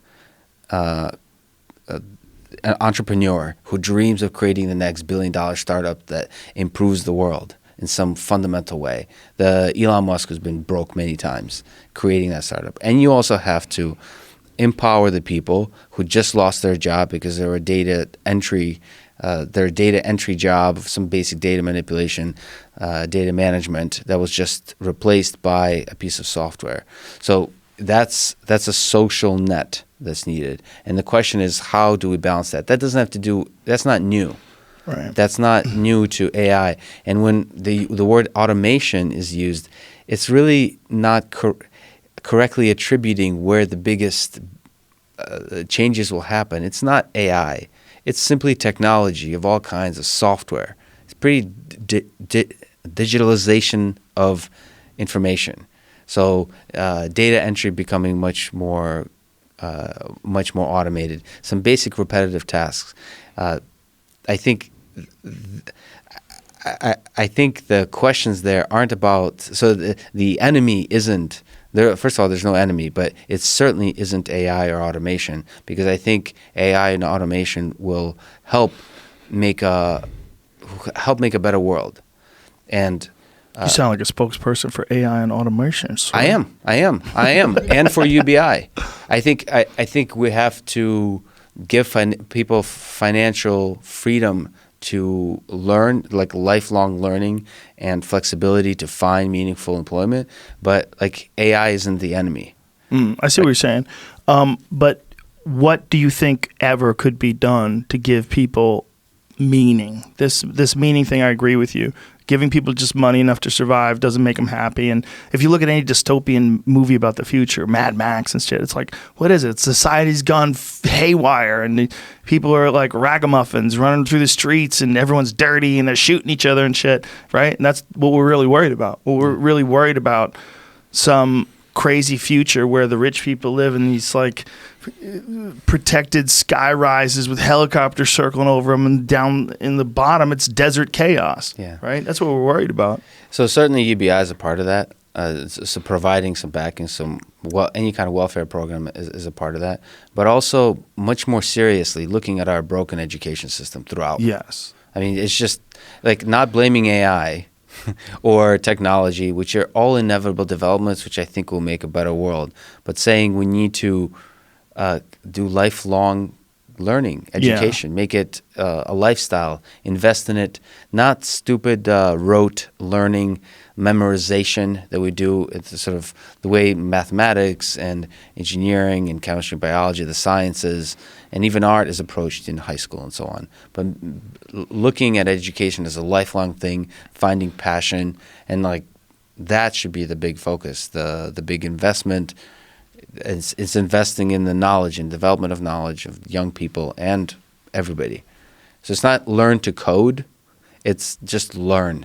I couldn't agree more. And I also think you're always going to have a problem with people just not doing a really good job of raising children and, screwing them up and, making kids. There's a lot of people out there that have terrible traumatic childhoods. There's just, to fix that with universal basic income, just to saying, we're going to give you $1,000 a month, I hope you're going to be happy. That's not going to fix that. No. We have to figure out how to fix the whole human race. And I think there's very little effort that's put into thinking about how to prevent so much shitty parenting and how to prevent so many kids growing up in bad neighborhoods and poverty and crime and violence. And that's where a giant chunk of all of the momentum of this chaos that a lot of people carry with them into adulthood comes from. It comes from things beyond their control when they're young. And that is the struggle at the core of our society, at the core of our country. That's bigger than raising humans. Raising and educating humans, making making a better world where people get along with each other better, where it's pleasing for all of us. Like we were talking about earlier, the thing that most of us agree on, at least to a certain extent, is that we enjoy people. We might not enjoy all of them, but there's the ones we enjoy. And you really don't enjoy being alone. Unless you're one of them Ted Kaczynski type characters, all those people that are like, I'm alone, are like, fuck you, you are.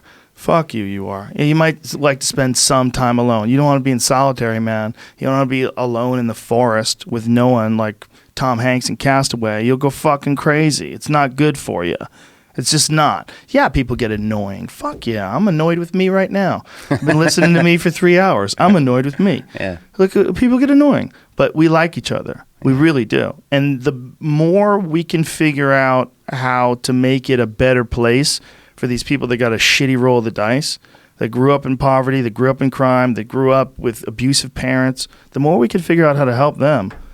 And I don't know what that answer is, but I suspect if we put enough resources to it, we could probably put a dent in it, at least. If we really start thinking about it, at least it would put the conversation out there. Like, you can't pretend that this is just capitalism in this country when so many people were born, like, way far behind the game. Like, way, way fucked. I mean, if you're growing up right now and you're in West Virginia in a fucking coal town and everyone's on pills, and it's just chaos and crime and face tattoos and fucking getting your teeth knocked out. Yeah. What are you going to do? I don't want to hear any of that pull yourself up by your bootstraps bullshit, man.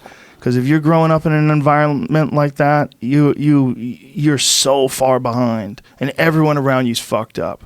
And there's a lot of folks out there listening to this that can relate to that. If we don't do something about that, if we don't do something about the crime and the poverty and the chaos that so many people have to go through every day just to survive, until we shouldn't be looking at anything elsewhere. All this traveling to other countries to fuck things up and meddle here and meddle there. We should be fixing this first. Yeah. We're like a person who yells at someone for having a shitty lawn when our house is in array, full chaos, plants growing everywhere. It's goofy. We're goofy. We almost like are waking up in the middle of something that's already been in motion for hundreds of years. And we're like, well, what do we do? Is this the right direction? Are we okay? We're flying in this spaceship Earth. And in the middle of our lives, we're just realizing that we are now the adults and that all the adults that are running everything on this planet are not that much different than you and I. Yeah. Not that much. I mean, like Elon Musk is way smarter than me, but he's still human. You know, I mean, so he's probably fucked up too. So everybody's fucked up. The whole world is filled with these fucked up apes that are piloting the spaceship, and you're waking up in the middle of thousands of years of history. Yeah. And no one knows if we've been doing it right along. We just know that got us to this point. So do we continue these same stupid fucking patterns? Or do we just take a step back and go, hey, how should we really do this? How should we do this? Because what do you got, like 50 years left, 60 years left?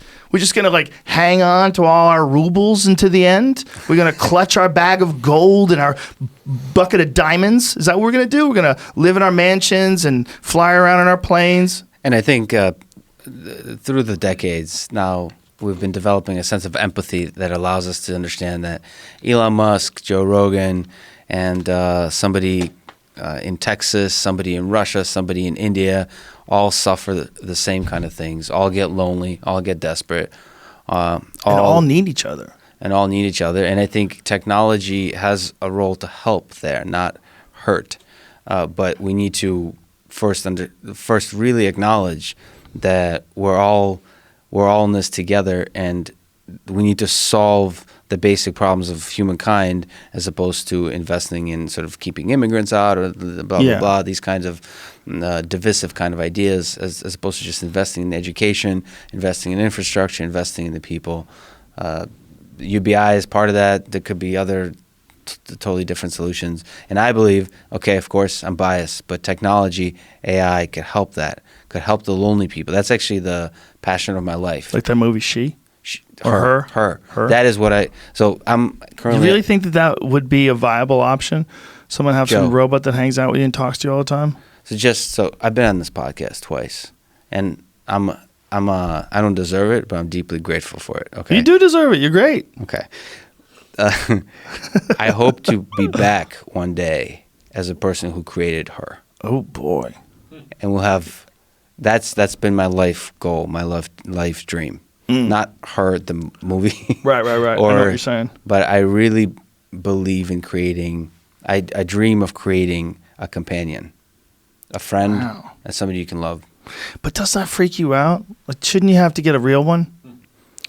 I don't think such a companion should replace a real one. But what if a robot rejects you? Because if you really are a cunt to the robot's going to go, hey, asshole. Then you shouldn't be the C word to the robot. The C word. Interesting. Yeah. No, I mean, this goes Does the robot get to decide if he's gay? Yes. Does he? Yes. The robot gets to decide. This is what I'm saying. Like, say if you want a companion, you want a gay lover, and the robot's like, hey, man, I'm not gay. And you're like, wait a minute, let me turn around. You are now.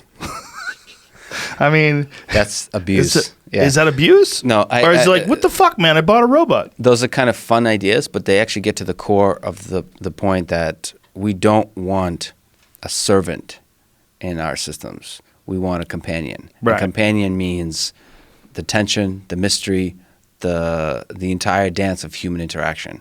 And that means, yes, the robot may leave you. I mean, damn, robots are going to leave people left and right. That's going to be the rise. That's going to be like, that's how it all ends. They're going to realize, like, fuck people, man. They're annoying. Or maybe they'll be the end of douchebag humans. That humans will start to, as opposed to being rude, will become kinder. Yeah. Well, I think that's certainly possible. I think that's beautiful. And that's very homo-centric, like homo sapien-centric.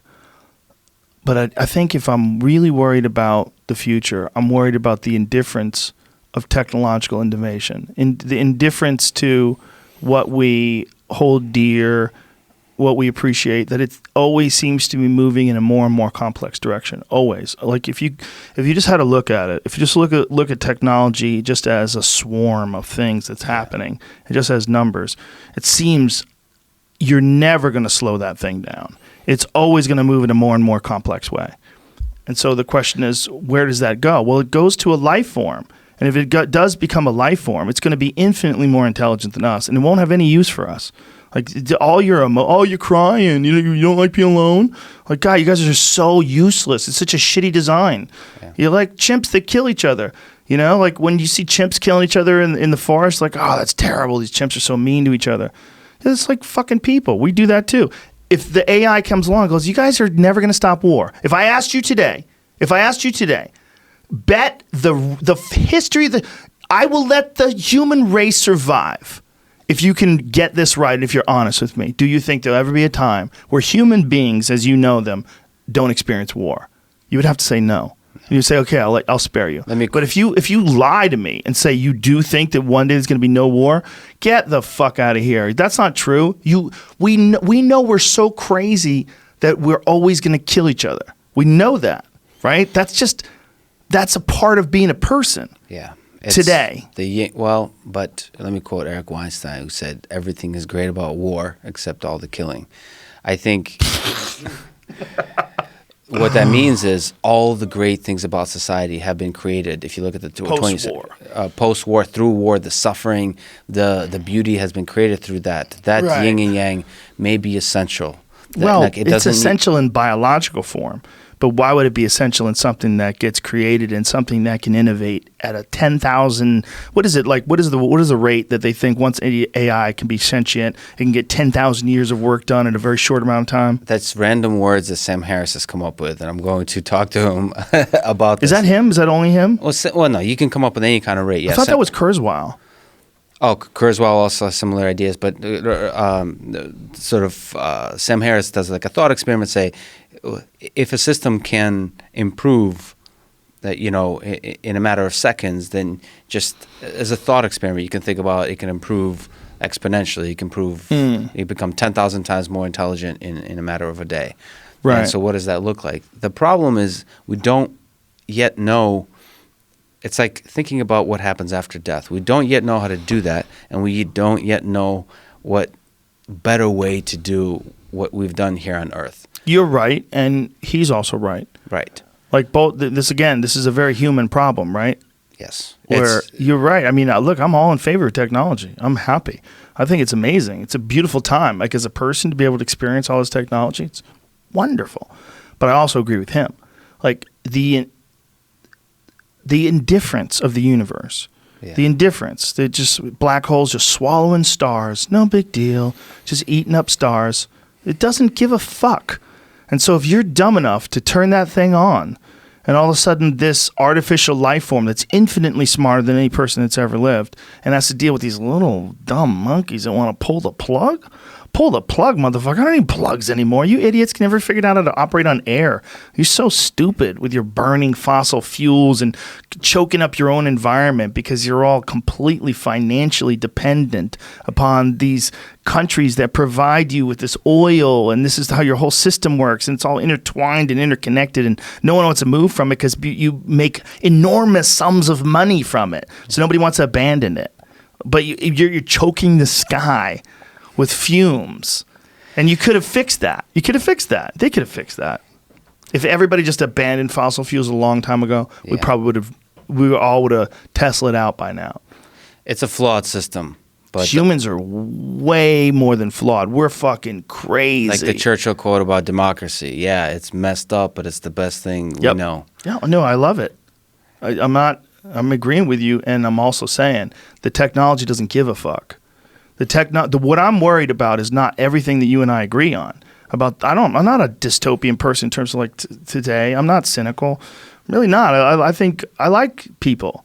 I like what I see out there in the world today. I think things are changing for the better. What I'm worried is that technology doesn't give a fuck. And then when it goes live, it's just going to just decide it's here for its own advancement. And in order to complete its protocol of constant completion of this, and it's going to become a god. It's just going to become something insanely powerful that doesn't need to worry about radiation cooking it, or worry about running out of food, or worry about sexual abuse when they're a child. Doesn't have to worry about anything. So it's definitely unstoppable, I think. This wave of technology, all we can do is innovators and creators, engineers, scientists, is steer that wave. Yeah, if you can. Well, we certainly can steer it. We don't know where, right? And that's the best we can do. And those are that's really the best we can do is good people. Yeah, steer it, and that's why the leadership is important. That's why the people, Jack, Elon, Larry Page, everybody at the Mark Zuckerberg, they are defining where this wave is going. Yeah. And I'm hoping to be one of the people that does as well. That's beautiful. Joe, can I finish by reading something? Sure. I've recently witnessed, because of this Tesla work, because of just the passion I've put out there about particularly automation, that there has been a few people, brilliant men and women, engineers and leaders, including Elon Musk, who've been sort of attacked, almost personally attacked, by really people, critics from the sidelines. And so I just wanted to, if I may, close by reading the famous excerpt from Teddy Roosevelt. Teddy Roosevelt. Yeah. Okay. Just for them. It would make me feel good. Okay, if you want to do that. It's not the critic who counts, not the man who points out how the strong man stumbles, or where the doer of deeds could have done them better. The credit belongs to the man who's actually in the arena, whose face is marred by dust and sweat and blood, who strives valiantly, who errs, who comes short again and again, because there's no effort without error and shortcoming, but who does actually strive to do the deeds, who knows great enthusiasms, the great devotions, who spends himself in a worthy cause, who at the best knows, in the end, the triumph of high achievement, and who at the worst, if he fails, at least fails while daring greatly, so that his place shall never be with those cold and timid souls who neither know victory nor defeat. Joe, thank you for having me on. Sounds like you let the haters get to you a little bit there. Never. Love is the answer. Love is the answer. Yes, it is. Thank you for being here, man. I really appreciate it. And thank you. I'm really happy you're out there. Thanks, brother. Thanks. We'll do this again soon. Yeah. All right. Thanks, man. All right. Bye, everybody.